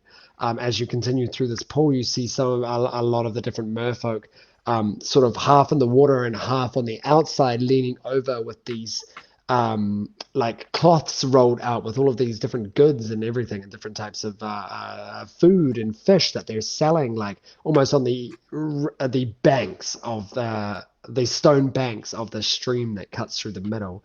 And then on the surface side of things, you see the humanoid, essentially equivalent of all these different traders.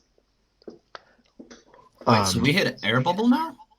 You're back in air bubble now, yes. So you've entered into. So let me elaborate. There's one a huge. There's a lot of different coral reefs and rocks, but there's one sort of huge center rock that is underwater.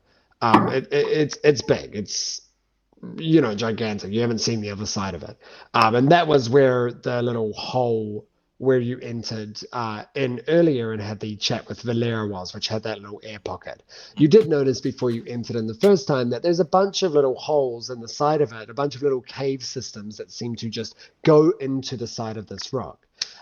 Exiting out of the first one after your conversation with Valera, you guys have entered into what appears to be the biggest cave in the side, which after following through, has led you to another air pocket. Once again, instead of just coming out into a pool like.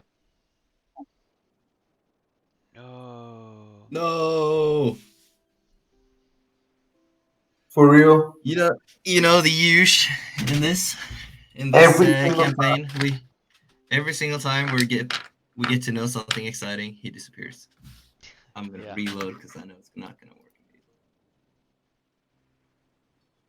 The timing. The timing.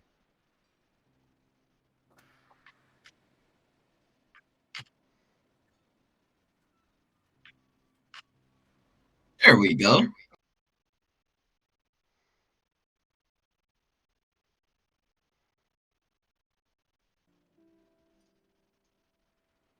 Oh. When we come out to we come into air pocket, right, and we're standing on ground again. Yeah, you're currently not standing on ground. You currently are in the stream that cuts through the middle of this cavern. Okay. Yeah. But it's easy enough to climb onto ground. And you do notice within this air pocket there is a huge hustle and bustle of trade that is going on. The bubble, as it is referred to, is ultimately the trading hub that is located within Ralva, that is located within the Coral Caves. Okay, so Twigx jumps out of the stream and takes out the fish that are stuck in his clothes and chucks them back in and bows and thanks them for helping out. And they thank you back. There's a nice aura with a lot of the creatures as you begin to communicate, or at least as you communicate with them. There's a very friendly presence and friendly aura around this entire place. Mm-hmm. And you jump out of the water.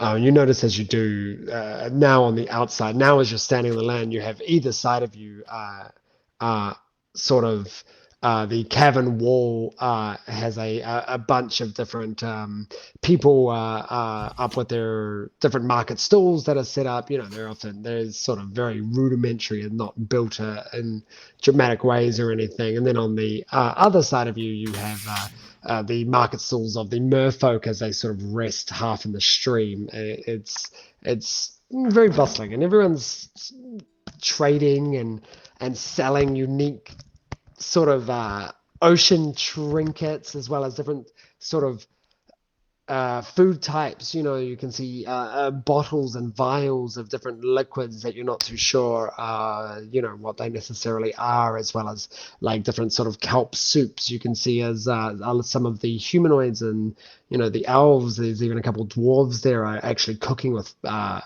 fire underwater here, as they seem to be stewing up some of this ocean vegetation. It's funny to see a fire in a water bubble underwater, but here we are. Comfy. Do I see where the potion shop is? Yeah, it's super obvious. as you sort of go far down the end, you do see it's super obvious because there's essentially a lot of writing in Druidic across the cavern walls, and majority of them are pointing. They are there's signs for a bunch of different things, but they continuously you do see in Druidic arrows that are pointing towards a potion station. It seems like obviously water breathing is a very important thing in here, so it's a very easily marked way to get thing to get to. Even though it's super obvious, Twigx will still be like, there, and he starts walking. And you locate it and point it out and convince your new companions that you didn't need the signs. I don't know how convinced they are necessarily, but we'll see. We shall see.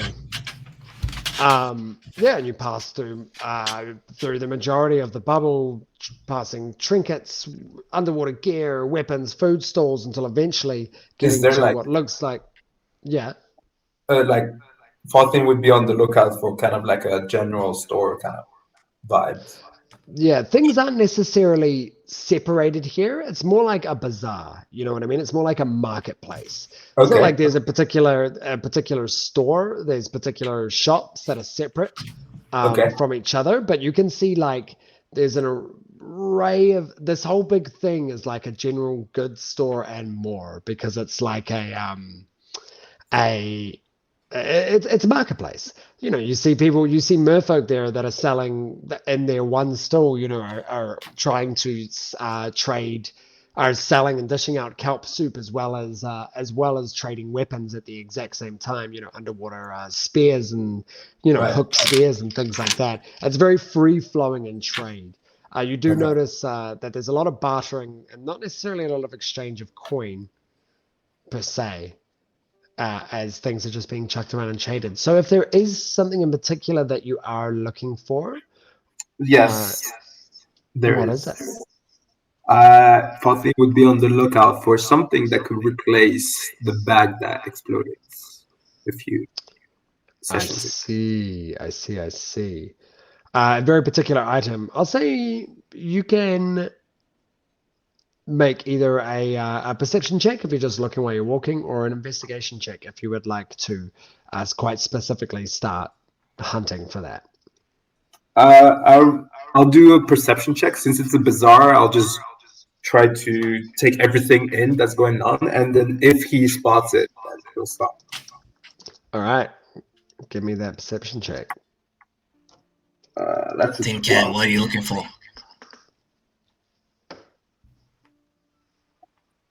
I mean, I don't know if like you just see Faulty, he's just looking kind of like everywhere. Like it could be he's just observing everything. So it's not like I'm looking for something particular. I'm just looking around, like kind of mesmerized while looking intensely at everything. Twigx will still ask. I'm looking for a bag, something that can hold a lot of things. Ours blew up. As you say that, you sort of feel a hand go on your shoulder for thing, as what looks, and you sort of grab it as you kind of turn around to see what looks like this dark-skinned half elf with sort of like these sort of very like short buzzed hair, kind of like pulls it away from you. Well, I mean, to be honest, do you let it go when he pulls it away from you? What does he pull away from me? His hand that he put on your shoulder. Oh, no, I grabbed the hand. Yeah, you grab the hand. Okay, he's going to attempt to pull away, is what I'm saying. So, are you going to attempt to hold on? I'm just wondering. Yeah, I'm going to hold on to it and ask, like, can I help you?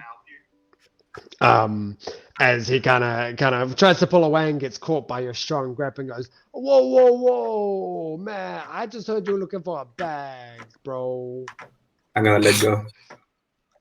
Whoa, hey, nice to meet you, man. How you? My name is Bloody. I sell with the bags. I mean, I got bags if you need. And he kind of points over to like this like laid out piece of fabric, which just has a bunch of like sacks and like knitted bags all put together like in a range of not really backpacks, a lot of like underwater friendly satchels have all got like holes in them and everything. It's like, look, you need a bag to carry your fish, you need something. What are you looking for? Like, you look like surface folk. You surface folk? No. Then I got a bag for you. And he picks it up and he Wait, sort you of said picks surface?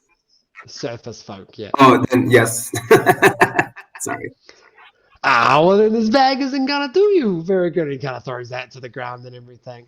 And you see as he goes, okay, one moment. And he seems to like pick up another like sort of bag, and he puts a couple of other goods in it. And you literally watch him as he runs over to another stall. He starts chatting with some guy. He starts giving things out, and then collects another bag and comes back to it. And he's like, I got this bag right here. And it looks like he just shows you like what looks like a sort of fabric and leather backpack for less than a minute too. He wants a bag that blows up. What? I don't know who was saying that before. You want a bag that blows up? No. The previous bag that we had blew up. So we're looking for replacements. Your previous bag blew up? Yeah, let's not get into details, but we lost a bunch of stuff. Yeah, I can imagine if your bag's gonna blow up like that, you're gonna lose a bunch of stuff. So maybe a bag Right. doesn't blow up. None of my bags blow up. What? Oh, that's good news. He just holds the bag up for a sec. That's a good bag salesman. Are you looking for a bag as well, little man? No. Oh, I don't know. I got this one that suits you. And he kind of like pulls out this very small satchel, once again, netted, easy to swim with, as you can imagine. And goes, you can keep your fruit in there, you can keep your fish in there, you can keep your pearls in there, you can keep your bags in there. I don't know, man. I don't know where you're carrying everything. Is it flammable? Yep. Then I don't want it. Oh. I mean, no. I still don't want it. Tough crowd. Tough crowd. Anyway, you Tin Man over here, metal blocks. Let's well, how about this? And he's still holding out the same backpack towards you. Doesn't explode. Can I No, see the bag? Yeah. And Yeah. so I don't know if it's like common knowledge what a bag of holding is in like to the general population, or is there a specific way to check if there is such things, or if this is one of them? I mean, you can definitely inspect it to see. You have no idea if it's general knowledge to public or anything. Like everything that you've experienced with a bag of holding is everything that you've experienced with a bag of holding is 14. Right. So I mean, you're more than welcome to I'll take a look at it, inspect and the bag. see if it's a bag of holding. Yeah, sure. It's not. It's not. It's a backpack. I hand it back and I'm like, sorry, this is not the type of bag I'm looking for. Well, what you mean, man? Don't explode. Look, it's got side pockets. It's good bag, man. I got it. I came in from the east. You know, they make their leather work. You would know. Points towards the Dragonborn. Just ask him. Great leather work. It is. Now I'm looking for a bag that it's like it's weird. You can just it might look small, but like a lot of things fit into it. It's like they go somewhere else, and you can just think about it, and then it'll come out of the backpack. You know? Do you have one of those? No. You looking for one of those magic bags? Yes. Yeah. No. I ain't got one of them. I'm sorry. Maybe you go see Poto. Poto? Yeah, Poto. You know Yeah, around here, everyone are knows you? Poto. Who's this? Everyone knows Poto. Poto's he's up at the village up on the surface. He specializes in like foreign goods, you know? Okay. Sort of things not things you're gonna find in the bubble. Maybe he might have that. Yeah, we're going to Poto later. Yeah, that's amazing. Hey, if you go to Poto, can you give this to him? And he just sort of hands you this like it's like a bottle, but it's not made of glass. It's made of like what you would assume feels like a wood almost. You're right. We can do that. Thanks. Thank Yeah. you very much. And someone kind of That whiskey? no, it's not whiskey. Oh, None of your damn business what that is. But you want whiskey? you get whiskey? Yeah, I got whiskey. You get some good shit? Yeah, I got. Stay right here. Stay right here. And you watch as he goes back to his stall, packs his little satchel with a bunch of other trinkets, runs down the thing, crosses over the stream to another stall, starts chatting with a guy and everything, and then ends up coming back with 2 bottles of whiskey. And he goes, "Yeah, I got so much whiskey here in stock, Dragon Boy. It's imported. We don't make it here." Sure, why not? Why not? Let's do it. It's good. What you want? You want Draconian whiskey or you want not Draconian whiskey? Draconia whiskey. No, I knew you wanted Draconian whiskey. He kind of like puts the other bottle back in the satchel, and I'll be like, that'll probably run you. I don't know. You got something to trade? Not really, no. I got some gold for you. Go. Okay.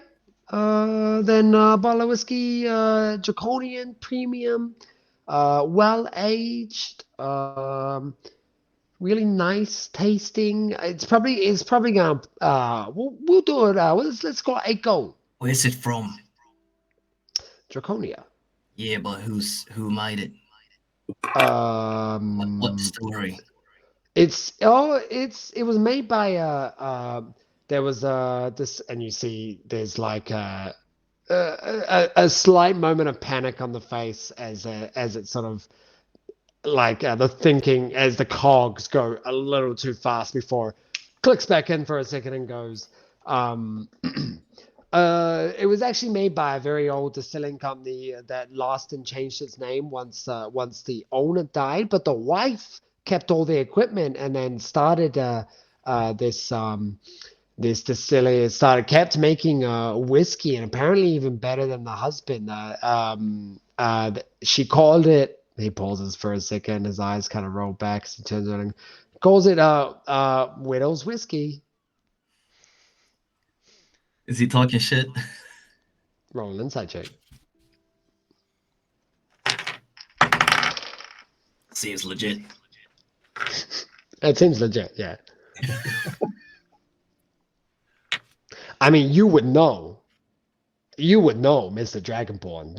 Everyone in Draconia knows widow's whiskey.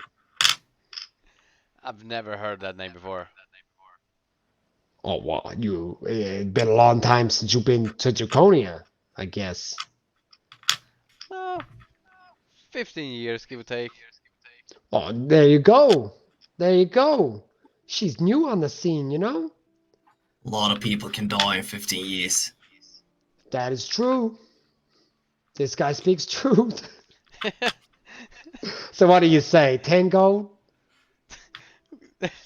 No, I'll give you 2 gold. Just because I'm nice. Ooh, what? You got nothing to trade and you offer low thing like 2 gold? That's crazy. Let's call it 5 gold. I got this one, and I pull up black gold.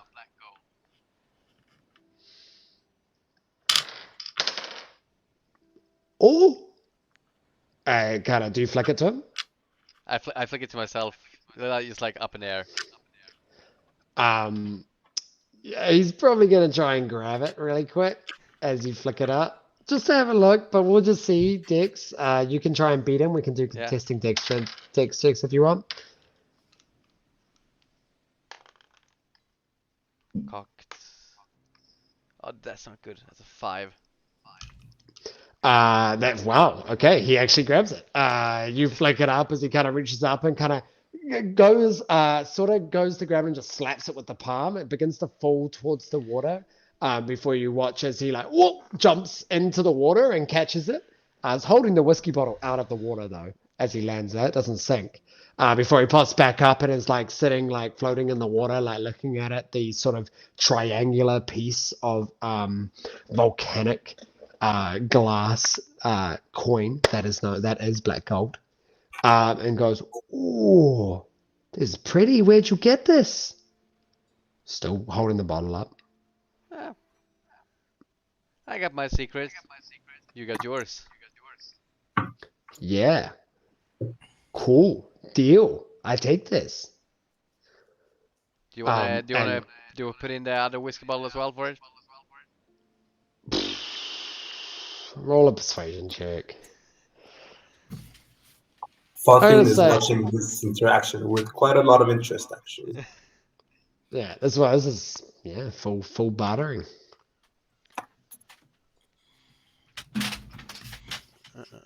That is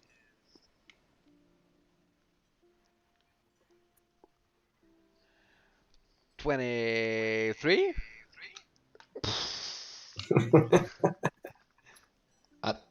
23. Fuck. That's the ball for persuasion. Yeah, easy. You take the other bottle as well. It's just over on the floor. Here, it kind of puts the other bottle on the floor. It's still staying in the water, kind of like floating. Now this human is now, or half elf is now floating on their back, kind of staring at the coin, kind of trying to catch the light on it. It's It was great drifting doing away. business with you. Yeah, he's following the current, like slowly drifting away. As he does, he kind of like leans back. He doesn't even look at you as he goes, "Great doing business with you, Mr. Dragonborn." See ya. You're right, see ya. And he Farthing is gonna continues to approach this float guy down the again. stream. Bloody, you said? Yeah, Bloody. It's 2 names. Oh, it's 2 names, sorry. Yeah. I see you're interested in some of these, and I take out a black gold myself. Oh, you got more. Where'd you guys get this? That's a story for another day, but I'm gonna lean in and kind of like whisper to him, so that You no one kind of else. have to keep walking while you do it because he's still just floating down the bank of the stream. That's okay. Well, can I grab him so he doesn't float away? Yeah, you can. He's like, "Hey," he's like, "Oh, yeah." And I lean in and kind of like whisper, "It's like, do you think you could get me some residium for this?" Roll me a persuasion check with advantage. With advantage. Damn, that's smooth. He seems to like the black gold. I'm really bad at persuasion. Let's see. Oh, First thank God it was shady with dude he advantage. finds. Oh my God. So it was either 15 or 0. Okay, so 15 total. Yes. Okay. You kind of lean in. It's kind of like a look. You watch. You pick up with 16 because you've got a 16 passive perception, right? Yes. You do realize he kind of knows what you're up to because you watch as his eyes go from looking at you to looking down at the socket in your chest for a second and then back up at you and kind of puts the coin like somewhere in like underneath like a little shirt and goes, I can probably see what I can do. How much you looking for? And at this point, Bloody climbs out of the stream that seems to be flowing down, and it's kind of like just Chris, like sitting on the edge, like feet still dangling in the water, sort of leaning in, talking to you. How much can this much give? get me?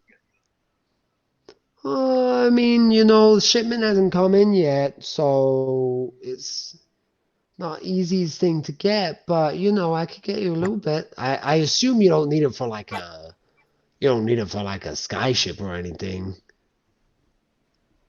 Not. I Yeah, I tell you what, you hold on to that black gold and come see me tonight. Okay. I'll be down here. All right. And kind of gives like and you know, you kind of have a moment to take in. It's quite a kind of a gaunt, you know, everyone here is very tanned and kissed by the sun, and there's kind of weathered from being underwater all the time, and it's this big grin of a smile, and this very like kind of sharp jaw that, oh sorry, yeah, very sharp jaw that goes into a very tight pointed chin. Very sly looking half elf with this buzz cut. Um, as they turn around and go, I'll meet you here, say later. We'll do just after the sun crests down, right? Well, I'm about to go somewhere, but I'll do my best to be back here. Okay. Well, I mean, if you want, I can't guarantee, you know, it's hard property. If you're not here, might go somewhere else, but you see what you can do. Maybe I meet you again. Yes. What's your name? 14. And 14. You one of them battle bots, no? we're called Warforged. Yeah. That's what I said. Gonna look No, I like just have you on. I just have you on. You're so nice. Why would they call you Warforge?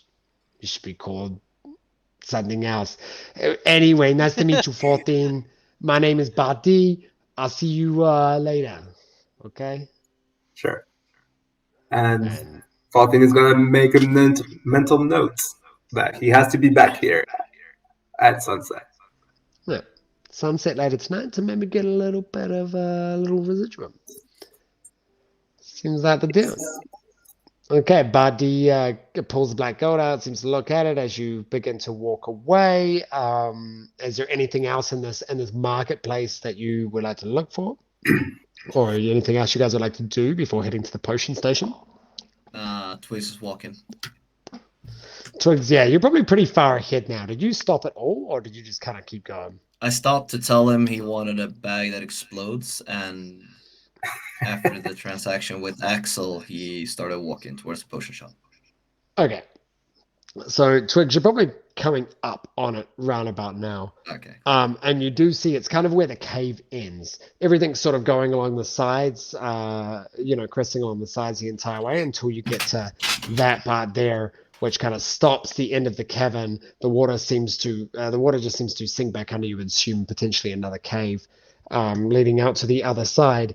And on either side of that, you see what looks to be, well, currently in front of you, just one gnome who's currently got a bunch of different shaped larger shells, as well as also like coral and other like hollowed out ocean vegetation that it seems to currently be corking.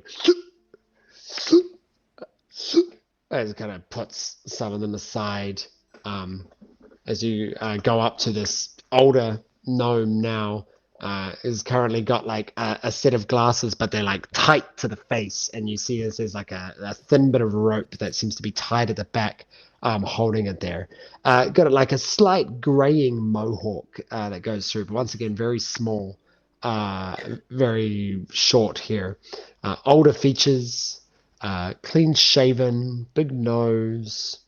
And sort of looks up at you as you approach and goes, "Yeah, how can I help you?" Here, I was looking for some potions of water breathing sent by the elder.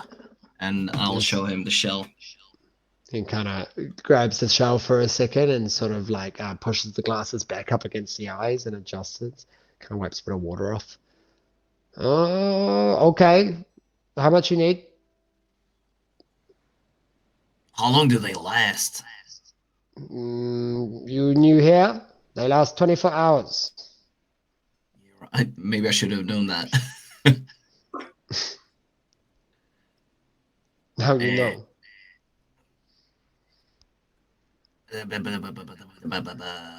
Well, how many do we need? Huh? Look, I don't have all day, okay? Lots of potions to make. This busy 12, business. 4, What? 3. 3? I can do 3. Yeah, right. 3. And literally, not another word said. 1, 2, 3 of these shells come over to you. Do you have a bag? Yeah, of course I have. Yeah. Take. Perfect. Takes his bag. Is Axel with him? Axel, are you with him? Are you with me? Yeah, I'm thinking about coming up now. Yeah. Like off. So you kind of sort of come right up as you see the gnome beginning to hand over these shells to Twiggs the goblin. So Twiggs takes off his backpack and puts it in front of him, opens it, turns around to Axel, gives the 3 to him. Oh, thank you, Bush Boy. Ooh, you're applying fire. You hear the gnome yell out something to another one of the nearby workers at the potion station as they go, marked out 3 going to the outer, and then kind of gets back to caulking as you guys turn around. And Axel, you now have 3 potions of water breathing. Ooh. So, what else do you have here? We mainly produce water breathing potions, but we have other things, things to help bring you back up to full scratch. Any enhancements? No, not too much. We tend to trade enhancements outside of the place. We really focus mainly on healing and water breathing. Last stock of enhancements I did give over to Poto. But that was before the last departure. He might have, I imagine he sell away. Yeah, right. Oh, is this all you need? Yeah, that's all I need. Unless Okay, thank you. unless you need anything, Axel. No, I don't think so. You No don't have. water breathing? Do you have any fun potions? No. Healing potion, water breathing. Music potion. What is music potion? I don't know. Don't know. I'm a very specific alchemist. Yeah, fair enough. Yeah, all right. Yeah. Well, thank you so much. I'll see you Okay, around. thank you. And Goes back to work, and Twiggs will walk out, and he will. I want to find some place that sells cooking supplies. okay, cool. What, like, as in like a mess kit sort of As thing, in or what? cooking utensils. Okay, it's like a barter and a haggle. You know what I mean? It's like you could walk up to any stall and just see like what they think. So I'll say this will be rolling a persuasion check. Okay. We'll say roll a persuasion check to see sort of as you kind of go around talking and showing off, see what people think. And that's a lot of what is happening here. You know, a lot of people are like walking through the middle, like holding like baskets full of things, and they're like trying to catch people's attention and like pointing out things. And sometimes the deals are being struck. Other times people are just walking past each other, you know, not interested. It's like this very like, it's like everybody's like trying to sell things on the street, but to the other people that are trying to sell things on the street. It's a very interesting sort of market going on. Okay. 5. A 5? Yeah. It's not many people are interested in a classic sort of basic utensils and stuff. They seem to not think. There is one merfolk currently cresting in the water, female. She kind of looks up at you and goes, I'll take the pot. I wanted to buy, Oh, you want to buy cooking utensils? but that's perfect for a 5. No, I'm not fucking selling. I'm trying to buy them. Oh, my bad. Sorry, excuse me. For some reason, I thought you said you wanted to sell your cooking utensils. Oh, you want to buy cooking utensils? No, easy enough. You don't have to persuade people here to sell you things. Yeah, everyone's sort of going across. There's definitely a bunch of different things. If you head kind of closer over to where more of the cooking side of things, where all the stews are being made, it's mainly the central spot because it seems to be where all the central fire seems to be going.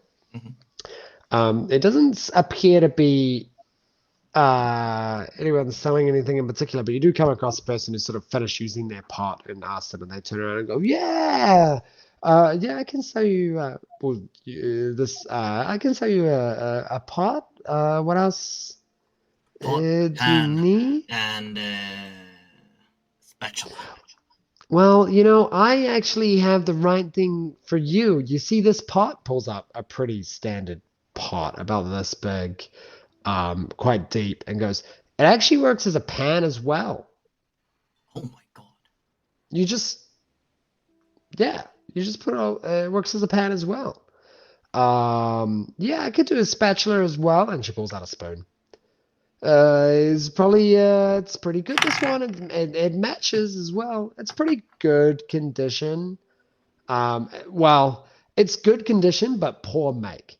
It's a very rudimentary bit of metal work, this pot. But the spoon is just a wooden spoon that's just sort of flat. Yeah, right, I'll take it. How much? Yeah. For what you got? I've got gold. You got gold? I can paint your Dude. face. I tell you what. How about we do 2 gold and you paint my face? 2 gold for that now. 1. What? Deal. And you paint my face. Deal. Deal. She kind of puts the spoon in the pot and hands it over and goes, "Oh, this is so exciting." And the pot's dirty still. She literally just finished cooking like what looks like a sort of like a very like a fishy smelling soup with this almost like cloudy gray color to it. That's currently in a bowl as she's sort of like eating in between and goes, "What colors you got?" Yeah, right, alright. So you gotta clean this. I'm gonna take out my pints. She just kind of goes and washes it in the stream a little bit and then pulls it back out and gives it back. Perfect. I'll pocket that and I'll whip out my little cans of paint. And she gets to decide whatever paint she wants. For sure. And she goes through and chooses a couple colors and she's like, "You just do what you want. You just go for it." Yeah, right. So I guess roll a performance check. Plus, but this is for a finger painting check, right? So proficiency added as well. Perfect. So is it just a straight roll and proficiency? Or is it sleight of hand? It'll be this. No, it'll be sleight of hand. This dexterity proficiency. Or you can use performance as well. So you can use dex or charisma. It's up to you. Dex, definitely. Yeah, 15. I figured as much. 15. What would you like to paint on her face? I just make a standard for Twigx, a Dankwood war paint on her face. Which is very colorful and very round shapes. Cool. I like that. Very fluid, very round shapes, very colorful. She kind of like goes, "Is it all done now?" She kind of like leans over and looks into the reflection in the water that's passing by. It's flowing, so she doesn't catch much. She's like, "Oh, it looks really cool." She kind of like tries to touch it a bit, but her hands are wet. And the water sort of begins to get on the paint and begins to drip a bit. Oh, it sort of sticks off your face a little bit. And he starts mushing around and tries to fix it. And it just gets worse. It's making it a little bit worse. Now it's gone from these sort of like tribal war patterns to a bit more of like a smear. It still doesn't look too bad though. Don't add water to it. And she's pretty appreciative. Okay, no, wow. Yeah, we'll see. Not in the She's like, near future, okay? okay. She's like, well, thank you. This is really nice. And then she sits back down and continues to eat her soup. No, pocket And you now have some cooking utensils. Yeah, fantastic. So, what would you guys like to do now? You're alright. I'll be going to Poto. Guess we're going to Poto. Let's go to Poto. Can I see a sign, or can I find out where it is? No sign. They did say But surface. yeah, Bloody did tell you that he's the only trader on the surface. All right. You're right. Let's go up then. Let's go. Let's go. So we try to make our way to the surface.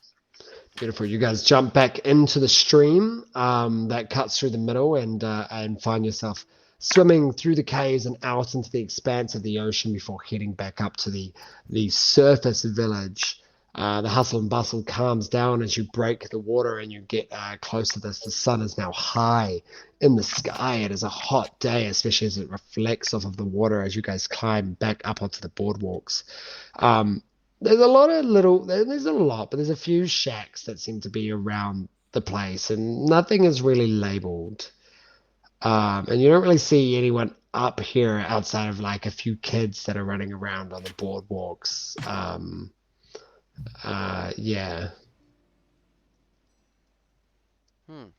Well, we don't see anyone around except kids. No, not on the surface. Not really. It seems like from what you judge and especially your entries in here for both you guys at different times, the surface is not necessary, at least not this time of the day, is not necessarily very inhabited. Most of the liveliness, most of the action, most of the life of this village is underwater for the most part. Okay, so we approach the kids and ask them. You ask the kids? Yeah. Yeah. Okay, you approach one of these kids, this little boy. He's sort of got like long blonde hair, a little bit chubby, and just some light clothes that are easy to swim in.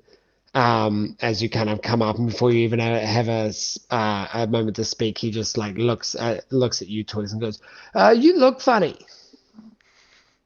Yeah, I am funny too. What's this? And grabs your hat. It's a hat to protect yourself from the sun. Yeah, Yeah, give that back. Fuck it, he's gonna run. He just gaps it. You can try and make a grapple check. I will. Nah. 100%. Yeah, he's gonna try and make a dex save to get out of it. Oh yeah, okay. Grapple, is that strength? Yeah. 19. 19. Unfortunately, as you go to reach for him, he just whoop darts under. He's like, wow, and he just keeps on running with the hat, like currently on his head across the boardwalk. And he kind of slips a little bit, but catches himself as he kind of keeps on running a little bit. I will run after and cast mold earth under him. Wait, Oh, okay. Yeah, fantastic. Like, how are you molding the earth? I'm trying to make a little pit so he falls. And it's not a deep pit because it's only a cantrip, but only so he loses his footing and trips. But it doesn't take much because you're on a wooden boardwalk. That's a very good it's point. a wooden. You're on a wooden boardwalk. Yeah, you unfortunately can't mold wood. Fuck. So you kind of go to think about doing such a thing and then realize that you're on the water. There ain't a lot of earth around to do such a thing. As you kind of He's going to sprint and chase after the kid. Oh, no fucking doubt. 14, you can catch up to him. But he's a kid. Like, honestly, if you kept chasing him, Twiggs, you would be able to catch up to him as well. He's not necessarily the fastest. But 14 just darts past you. And within like a second, you are just up against the kid. I don't I'm know just what gonna you want grab him to by the do. collars, like, give that back. Whoa! What are you? I'm just gonna grab the hat Scram. and pull it off from him. And he can't really fight your strength as you kind of pull the hat off him. And it's like, oh man, that's not fair. I'm gonna like crouch so that we're like kind of like eye level. Yeah. It's like, so do you know where Poto's shop is then? He's kind of got his arms folded and looking down, and he's going, yeah. Can you tell us? Why? You stole 'Cause you shit tried from to us. steal You should be something happy from we're us. not gonna. You should be happy we're not calling the authorities. Oh, it was just a game. I was just playing. Oh, yeah, right. What are authorities? I'm not even gonna bother. Oh, can I go now? Tell us. Can you Potos. tell us where the shop is? Fine. And he kind of leans over and he kind of like, he doesn't say anything. He just turns around and begins to walk to what looks like a T intersection of boardwalks that come up. And he goes, just go down there and then the one with the big door on the left. That wasn't so hard, was it? And I let him go. And I'm gonna toss the hat back to Twix. And as you let him go, he kind of drops down. He kind of runs a little bit, and then he turns back at you, Twigs, and then he's like, and then he dives into the water and goes swimming away. Fucking idiots. Here you go, Twix. I'm gonna give you back the hat Thank you. and start walking towards the shop. Right, let's go. Okay, and you sort of follow the directions that were given as you head to the right and further down the boardwalk, just keeping an eye on the left until you do get to what looks like a long shack that has this wide open door. No door, just this wide arch that descends down the stairs. As you look, oh dear, sorry. As you look in through this archway, you notice that it doesn't necessarily have a floor. There's a stairwell that kind of goes down to water level, so it's not necessarily stilted up. And there seems to be like a wooden floor that skirts around the outside of the interior, but the majority of the inside where floor would be seems to be water. Seems to be specifically the ocean below. And you do notice on top of that there seem to be a group, a couple of like very large, bright green lily pads that seem to be like floating on the surface. Hello? You say hello for a second and you hear a ting, tink, and you hear, oh, fuck. As you hear from above you what sounds like the light sound of feet, but jumping down onto these array of like wooden planks, almost like bird posts that are just sticking out of the wall, creating this random sort of mix match of a parkour staircase around. You watch as this creature seems to jump down, landing on one of them, currently sitting above you. Small, probably similar size to you, Twigs. Currently standing or balancing on all fours before extending itself up onto its 2 feet. Wet green sort of reptilian skin, this like round bulbous almost like slightly swollen body, with this big mouth and 2 eyes and like a big throat that extends around with these skinny legs and skinny arms.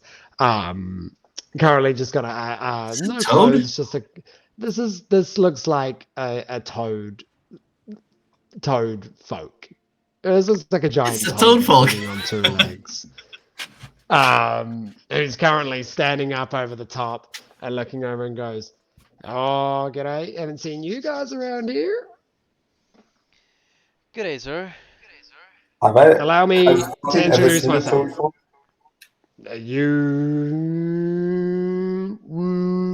None of you have ever seen a toad folk. Twigx. Roll. Actually, you would have Twix, but you saw toad folk or frog folk in the Dankwood that used to share it. There's the Twigs know there's a big difference between toad folk and frog folk. Well, there you go. You saw like frog folk, essentially, So this and is these were toad. Dankwood frog folk. These were obviously a little more sickly and a lot more aggressive. You've never had one that said hello to you, put it that way. Yeah, right. Hello. As he sort of just sort of like gracefully kind of steps off in a jolly fashion and then lands on one of the lily pads. It sort of sinks underwater before springing back up again, and then kind of standing on the edge of it and goes, "So," falls down cross-legged. "How can I help all of you folk today?" You think Are go you- ahead. Poto? "I sure am in the flesh. My name is Poto. Acquirer of rare foreign goods. I'm such a huge salesman, fan. a traveller, I would have to say myself as well. Been around the world. Well, I skipped a few lily pads, you could say. Anyway, what can I do for you, young folk? Can I get your autograph? You'd have to pay.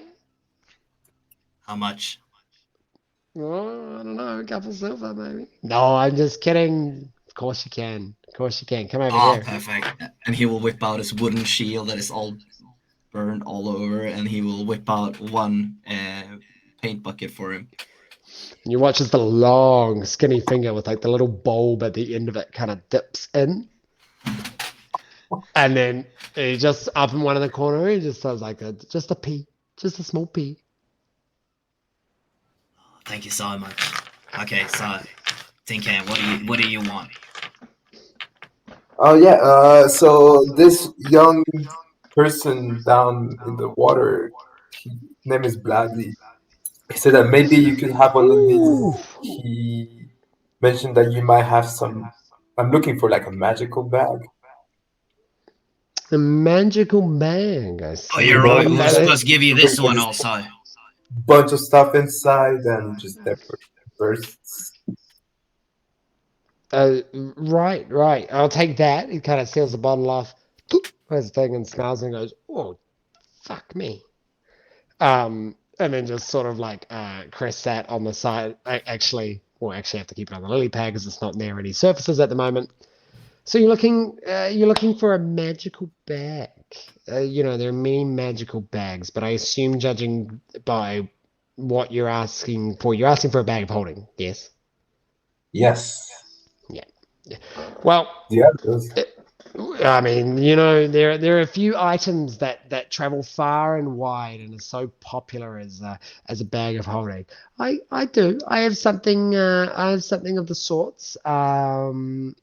It's in the state. Give me 1 second, and you watch as they pull out off of their back, which you sort of just notice just looks like what looked like a long pole, and now it picks it up. It looks like a very large, like almost like mixing pot spoon.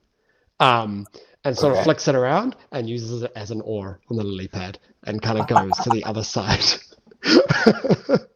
As they kind of reach over to the edge there, they kind of flick that back on and then spring up and grab onto one of the poles before flipping back, springing up to another side. And you notice that all of the gear, all of the shelving, this is a very like tall shack. and all of the shoving seems to be up relatively high as they kind of trickle through something. And then they go, "Oi, catch!" and kind of throws down a bag. It's not as big as your previous one, but it looks like a backpack. Can I test it to see if it's a bag of holding like I did with the previous one? Yes, and you open it up and you instantly recognize the interdimensional space on the inside. It doesn't necessarily have any distinctive features, but spending enough time and knowing how with a bag of holding, it's very easy when you realize it's not just a backpack, Amazing. This is exactly what I was looking for. How much is it? Yep. For that one, well, Sorry.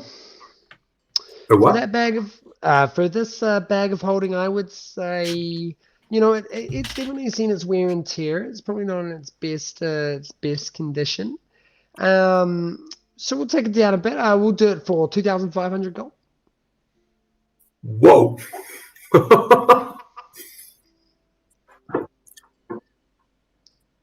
I'm gonna put it down inside. I can give you 500 gold. Oh, 500. You see, it's a very sought after product. It doesn't 500. I can't do 500. 50? No shot. 15 gold. Shot. 1,500. Sorry, obviously. Fuck. Obviously. Any other bag of holding? No. If it's so common, why is it so expensive? It's the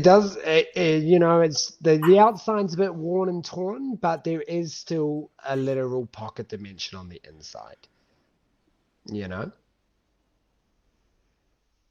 These are not necessarily they're not the hardest things to make, but they're definitely not the easiest, and they're definitely very valuable.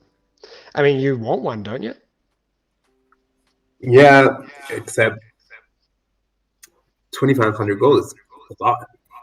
Yeah. I think for the things you can do with it, it's pretty damn worth it.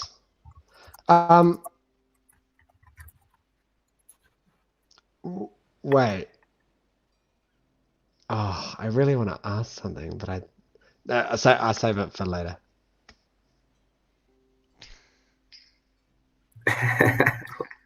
Sorry, that was out of the game. We're back in now. We're back in with Poto's going. It's a pretty valuable piece of cloth there. It's not just a regular old backpack, Plus, look at this. Look at this. And they clip together like a little strap. It's got like a support strap up the front, so it doesn't shake. Yeah, look at Axel's like. Do you remember bags of holding being this expensive? I don't even remember how we got the first one. I think we found the first one. Ah, fuck. Just use your black gold. What? Should we split it?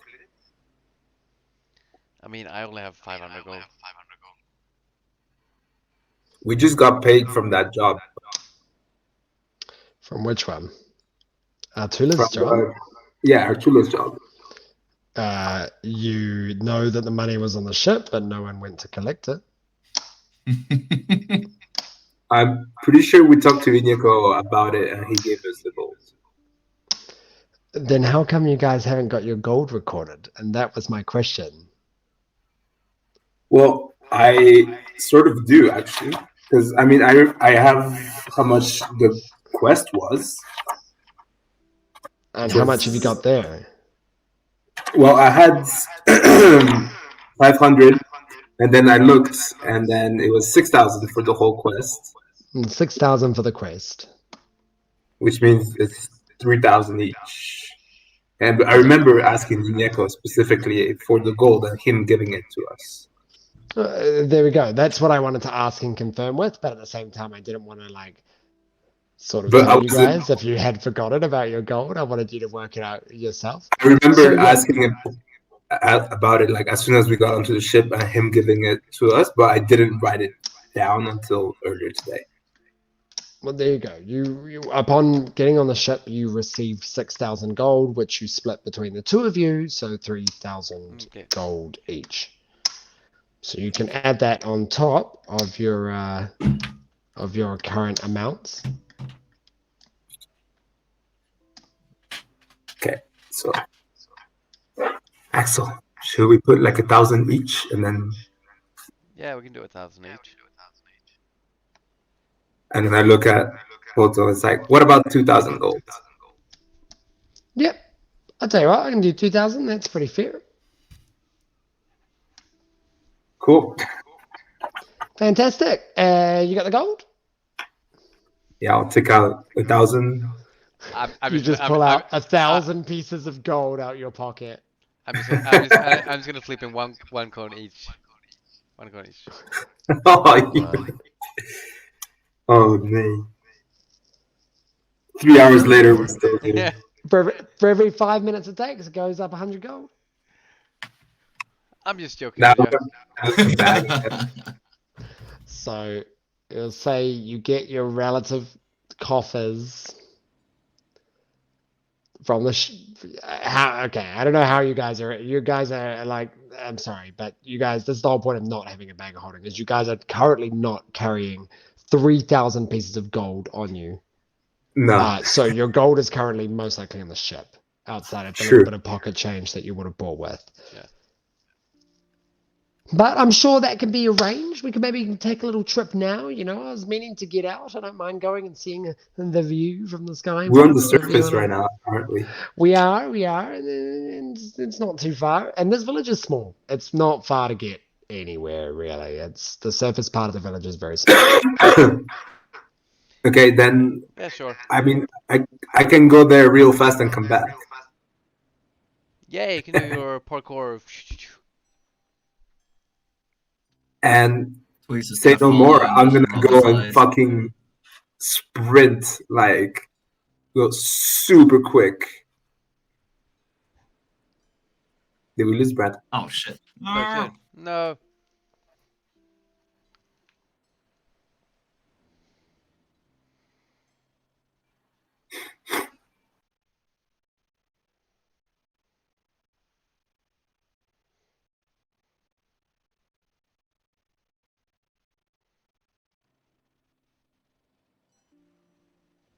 Hey.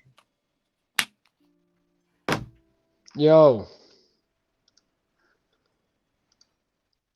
is everyone there? Yeah. I can't hear Tole You guys see him? or William. I don't. You hear me? I hear I do you. hear Yeah. you. I could see William. Don't see Brandon. There we go. Do you see him? Oh, now he refreshed.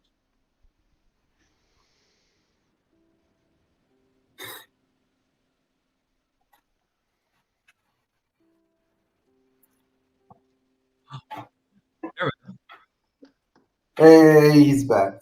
Yo, Yo. I'm back. I'm back. So say no more. Fathin is just gonna, with literally no other words, is gonna like sprint and make a beeline to the ship. And easy, like you sprint to the sky tower, up the stairs to the ship, grab the gold, all the way back down. You've got like coffers in your chest as you run back, and you know within like 2 minutes, 3 minutes, 14 is back. Whoa, well that was that was really quick. I put down the coffer. Here's And it sort of like picks up the edge and kind of flicks it open and kind of has a look and just has a browse over, and you assume this person has a pretty good judge of gold, flicks it back down and clocks it and goes, well, I'll tell you what, we'll count it later, and if it's wrong, I'll kill you. Here you go, here's your bag. cheers, and I'll take it.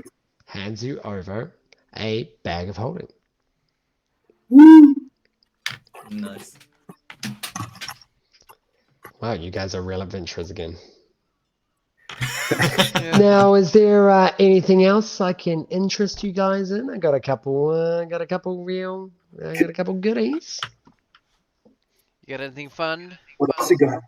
Well, I got a couple things in cheaper range, and by the bartering cause, we're not going to go too much higher than that. But you want something fun?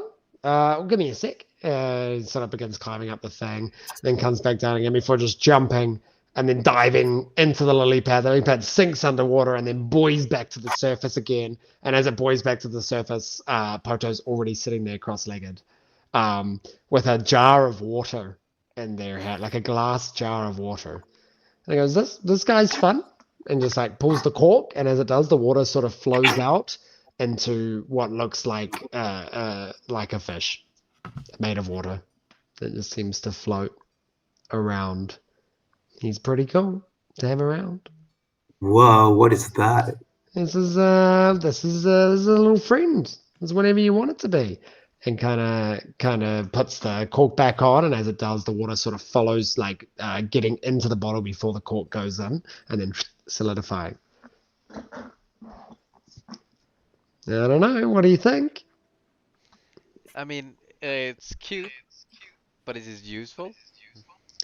I mean, depends on what you how you make use of it. That's up to you, really. But I will tell you, they are an absolute pleasure to have around. How much?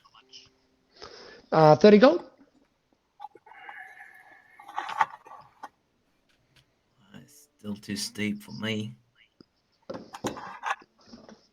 What about a brewer's kit? Do you have one of those? A brewer's kit. Yes. Give me a sec. Need the basic components.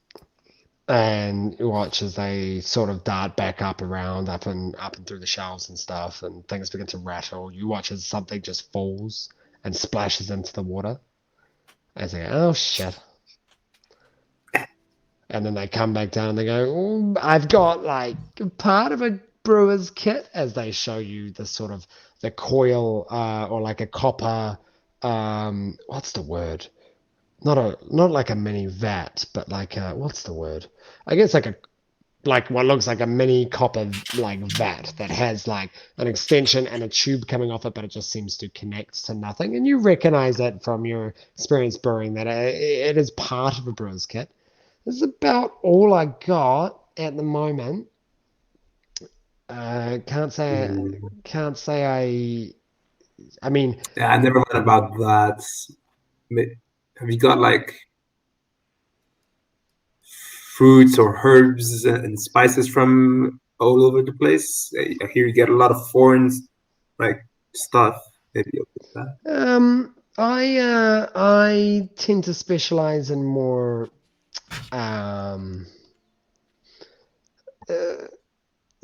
well, not necessarily foods per se. I do get things at special requests. I think if you go to the bubble and hit the food stalls, then you're going to find a lot more herbs and spices. Even the foreign ones do end up making their way down there and into the cooking pots of some.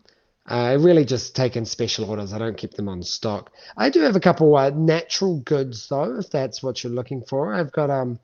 I do have this seed is very interesting. There's a very popular berry amongst the druidic people. It has some very rejuvenative powers, and this is a seed. Is kind of especially engineered through druidic magic to grow a sapling, to grow more bush of these berries if it takes your fancy. Do I recognize it? The seed, no. Roll a. Let's just be like a wisdom check. Roll a nature check for me.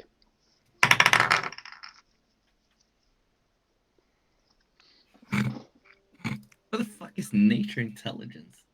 13. But as a druid, it's the same as as a cleric. If it's relative, you can use religion You can use wisdom for religion, and I think as a druid, if it's a relative, you can use wisdom for nature. If you assume that if you are using your connection with nature as a source. But then again, you are fire. No, we'll keep it You on. smoke some dang shit, man. You do smoke some dang shit. You do smoke some dang shit. I like to grow my dang shit. I mean, no, this will be intelligence. This will be intelligence. Sorry. 13. I'm sorry. 13? With a 13, you don't recognize it. Unfortunately. How much for that? For this seed, I'll tell you, it's pretty valuable. Do it for around about 100 gold. I don't think you understand the power of these berries. They're very rejuvenating. I don't Excuse me. think you understand my wallet. Well, maybe you need to go. Maybe you need to trade some of your stuff. Maybe you need to find a way to make some gold or something. So Because look, I'm running a business here, mate. yeah, Do you have a carry around ecosystem that you can grow shit in? Like a jar or something? I'm sorry. I mean, I've got some jars. You have a jar where you can grow stuff in?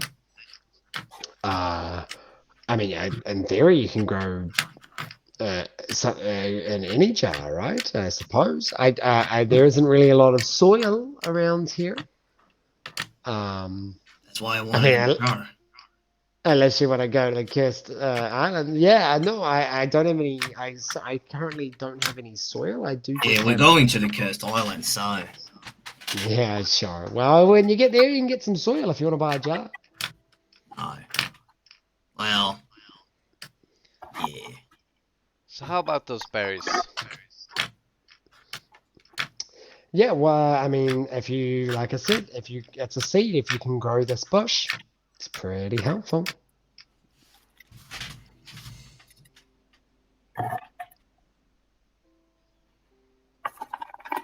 Talking has completely lost interest. Fair enough. Fair enough. He doesn't have the You have a glass patience. bottle with a handle?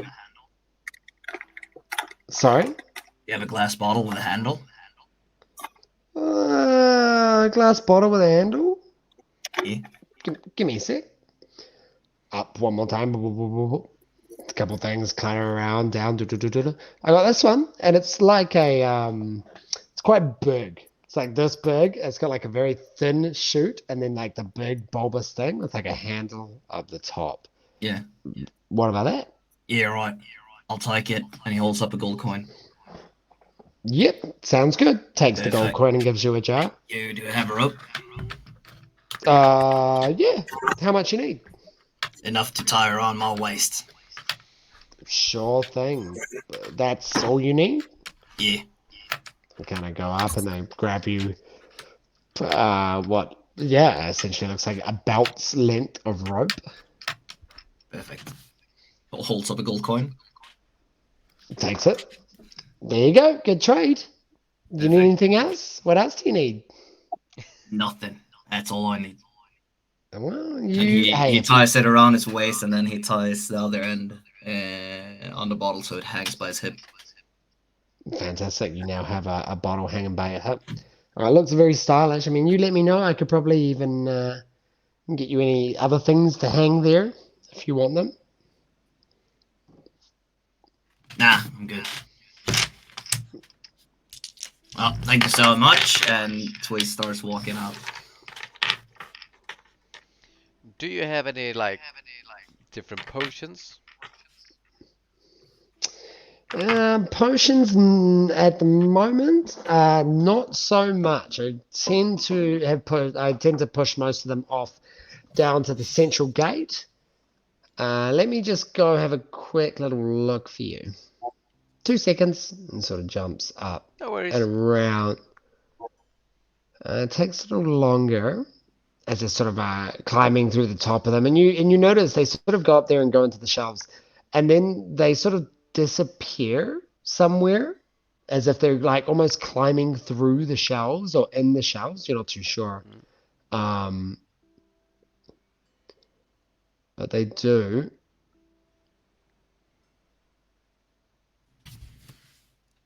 Be right back. They do come back down with one.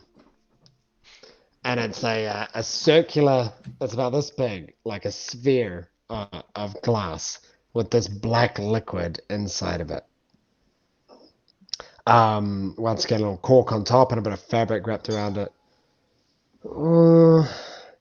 Like I said, I've gotten rid of most of my stuff. I've got some healing potions, some basic ones, and I've got this one.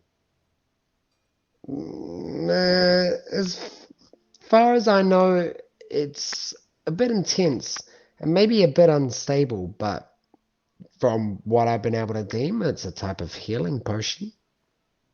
I mean, sure. Why not? I think it's. I mean, I've never really been able to push it as far, and I've never really had the courage to do it. But the person I originally got it from, this healing potion, they said it's beefy. How much for it? I mean, with the war, standard healing potions sort of going for about 50 gold now. I don't really know what this guarantees. I'll tell you what. I'll do it for 75 gold. Yeah. 'Cause I don't know what this thing does.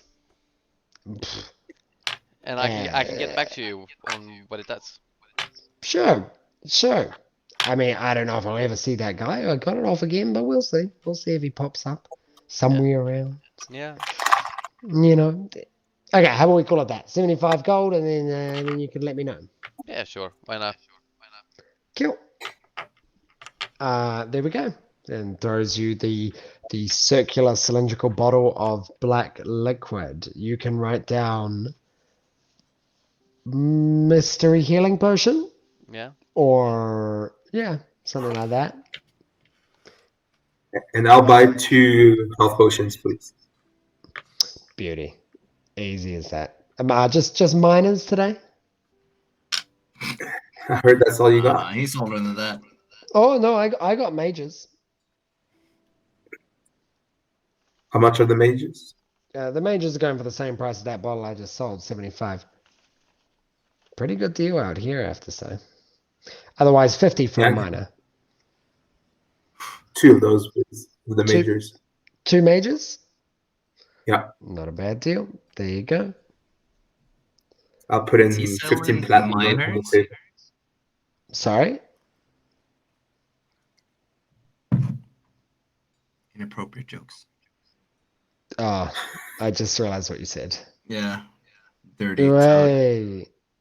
No, not selling minors. That'd be ridiculous. We respect kids out here. These are healing potions, you fucking weird ass goblin. Anyway, no. After he rips you apart. Is there anything else? Do any other you guys want a couple healing potions? I mean, I'm not gonna lie, you look like a rough and tumble bunch. And didn't you say you go into a cursed island? Yeah, I'll grab 2 of those. Thank you. There we go. So I mean- that's 2 major healing potions.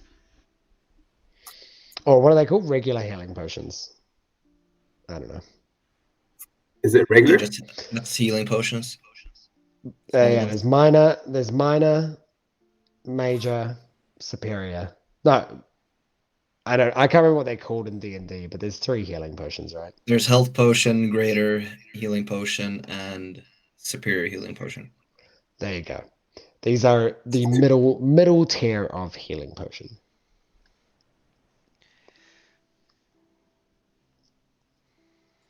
Cool. Not a bad deal, I have to say. You guys have done well for yourself. All right. I think you guys it's been a good trade. Yeah. Well, is there anything else I can do for you? They cross their legs and sit back down on their lily pad. They sort of pull out the spoon and paddle over to one side, grab a cup of tea, and then paddle back out to the middle. And Twigx has already left. Yeah, Twigx is, yeah, no doubt. Where's Bushman? Don't know who that is. Ah, the little goblin guy. And you look back as you say that, and Poto is not listening and currently reading a book. Well, Oh shit! Sorry, guess I'll just go fuck you're still myself. And I you're just still leave. here. And I just leave. I'll Hey, just follow suit. hey, Miss hey, Dragon Folk, you come back, Yeah, I will. and goes back to reading the book. It's hilarious because Axel tends to stay just a little bit too long until it gets awkward and then leaves. It's not the It's true. first time. It's not the But first time. he's so charismatic that he talks his way out of it. You know what I mean? No one gets angry at Axel for staying too long. They're just like, oh, okay. Except Poto, who just starts reading a book. Well, bye now. All right. So, what are you guys doing now? Yeah, right. So, you guys are the worst at haggling prices, you know that?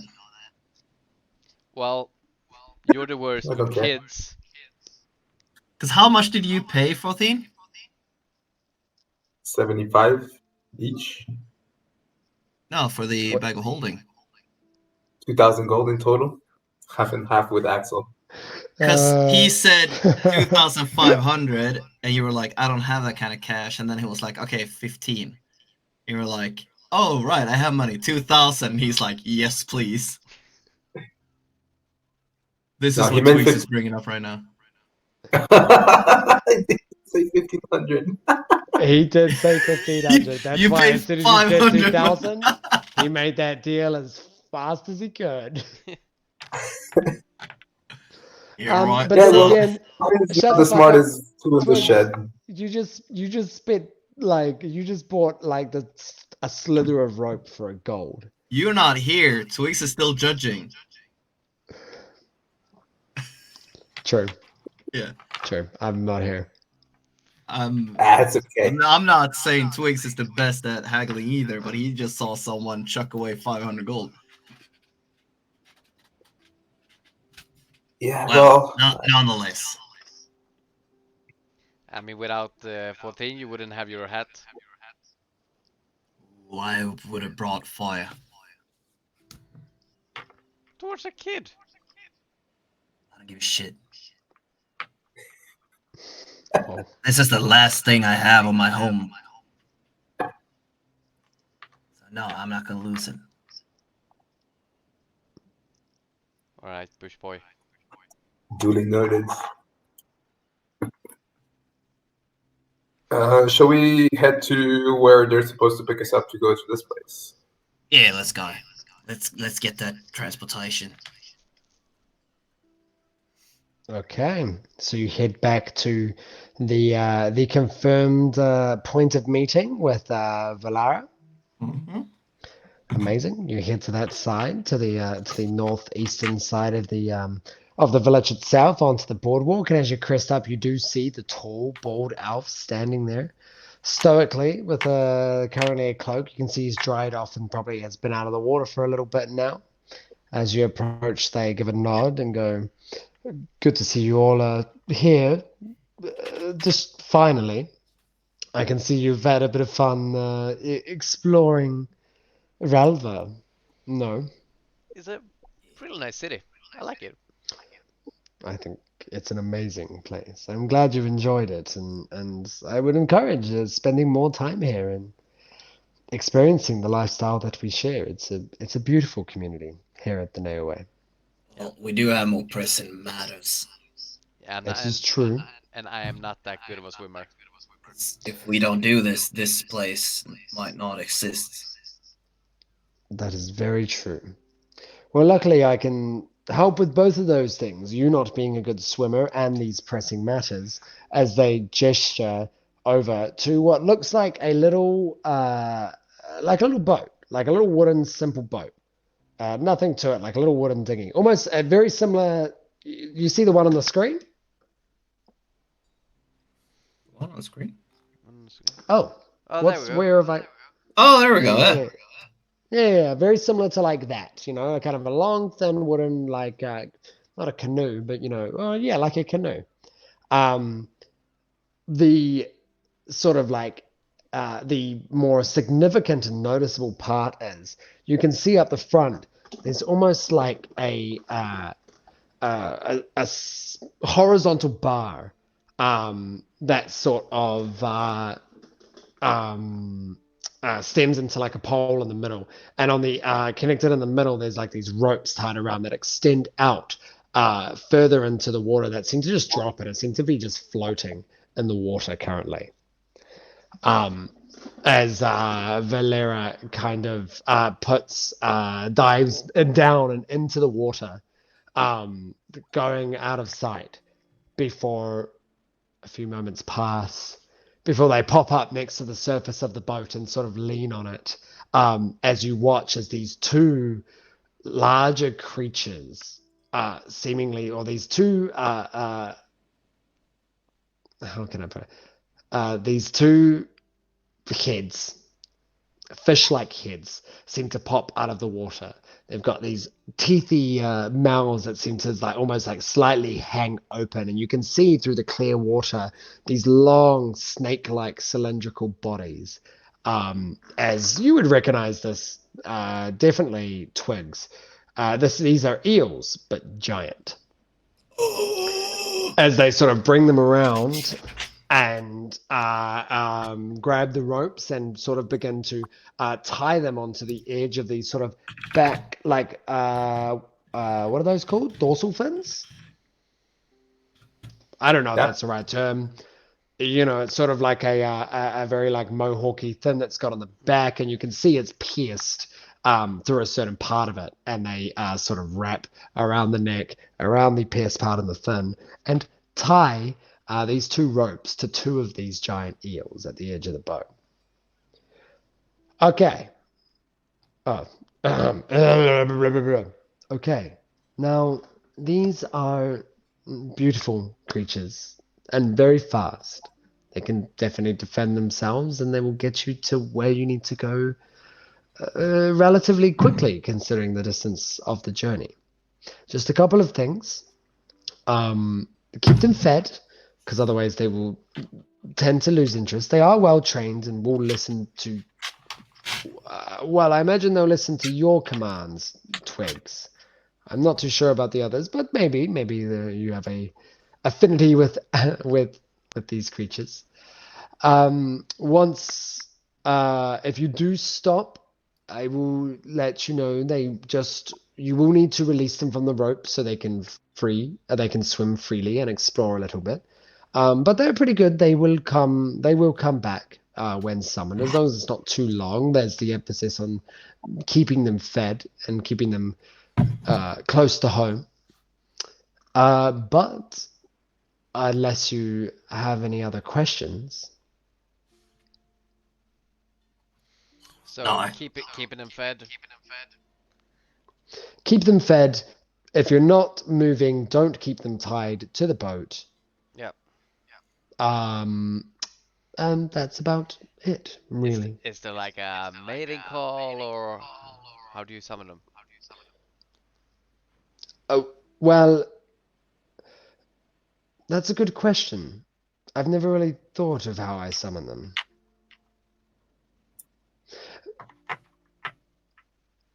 If you're keeping them fed around the boat, they're going to know where they're getting fed from, so they're going to hang around even when you let go.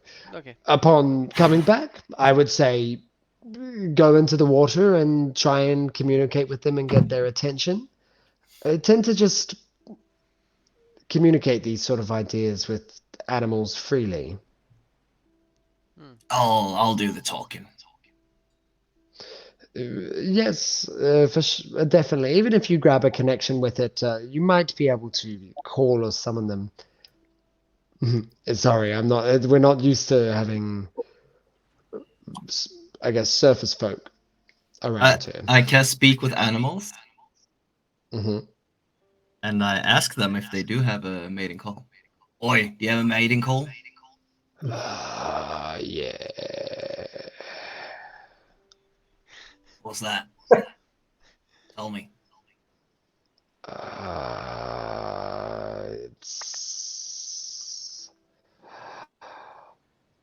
Not really a sound.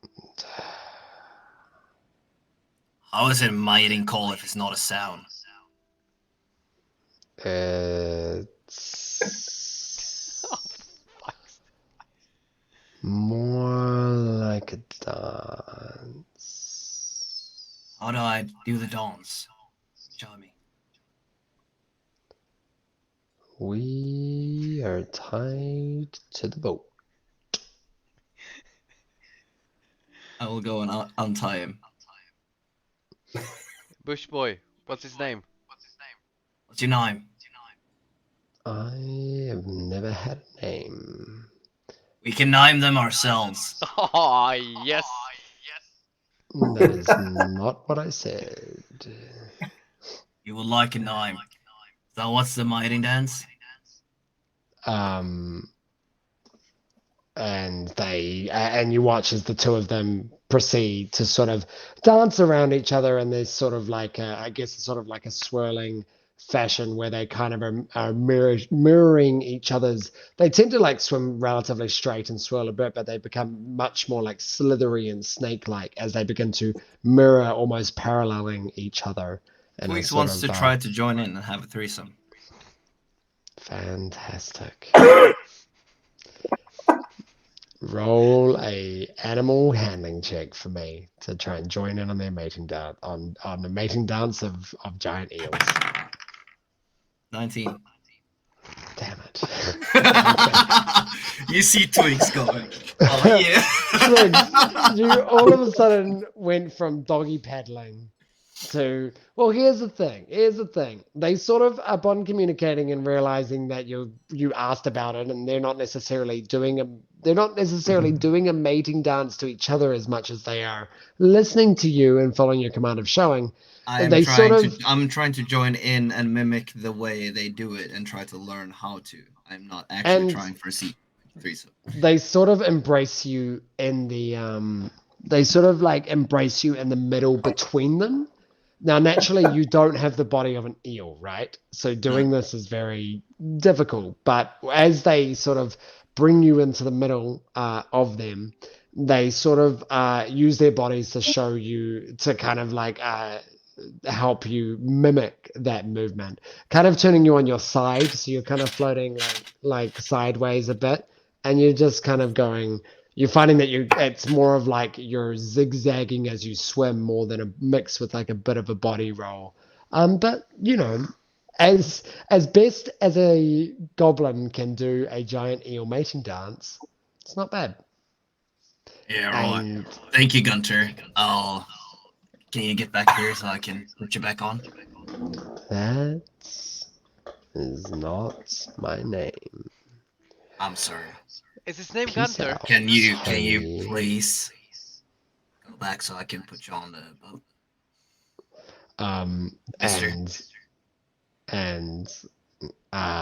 Without another word, they sort of slowly crest back around and come back and wait.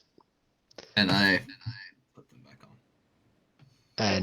And before I guess continuing on with the boat, you do hear Gunter turn around to you and go, "Thank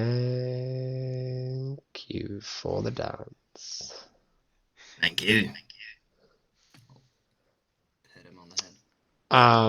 And Valera is, while all this is happening, turns to you, 14, and sort of just leans in and just goes, "I don't know." I was going to ask. I guess I don't have to anymore. I've never seen. Oh, what's the word? I've never seen anything quite like this before with giant eels. That makes two of us. But the fire folk are a interesting bunch. They do well in water as well. Well, at least they're not made of fire, I suppose. And all this conversation is happening quite quietly as you're just watching Twigx just dance underwater with these two eels surrounding him. And then Twigx comes back up, produce flame in both his hands, and holds it close just to dry off the wetness. There's the counter. Farthing is low-key impressed. Like, he's just like, what the heck? Whoa. But he's starting to like see Twigx under a different eye. He's like Farthing and Axel are weird, but like this guy, he's pushing the ceiling. Yep. Yeah, right. Shall we Okay. go? What the fuck just happened? Just a quick question. And he looks over to the eels. Is it fine if I give you guys names, or would it be nice to know what I could call you, or should I just call you eel people, or Mr. and Mrs. or?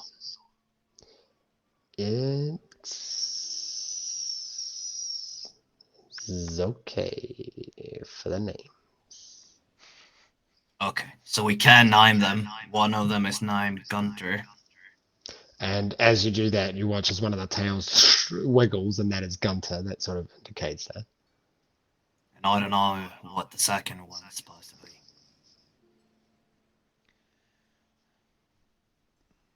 Bob? Gunter and Bob. I don't know. Perfect. Bob? And the tail sort of wiggles a little less, not very enthusiastically. Why, are you girl? You hear as now Bob communicates with you and goes, "We are gender fluid." Just how I like it. Don't be weird. Okay, so I don't think Bob liked that name, and we'll try to figure something out on the way. Yeah, we'll figure out. Yeah. Shall we? Fantastic. So, you guys jump on the boat. Valera kind of heads a direction. Obviously, remind you that from here, direct northeast, and to follow, obviously, the afternoon sun, which is going down on the west, until you reach the only island of Ralva and the tomb of Pelagfas.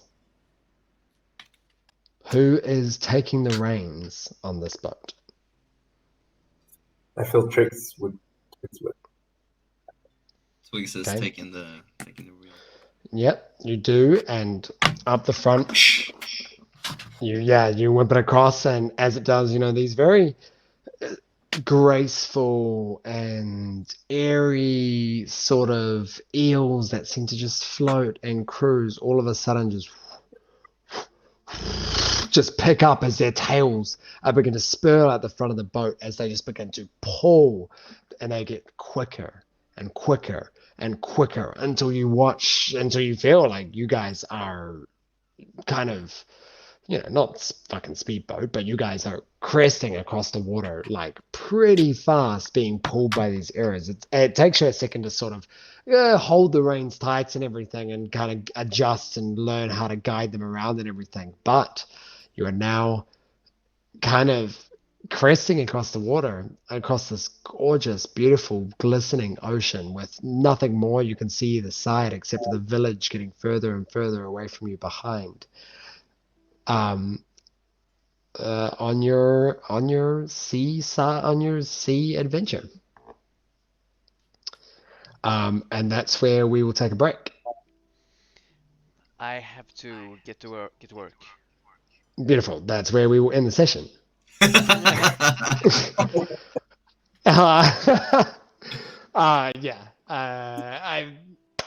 Thank you guys. Sorry, I wasn't prepared to end the session, but I guess that's where we will end it. We will pick up next week and see what happens as our adventurers, the Mismatch and Twigx,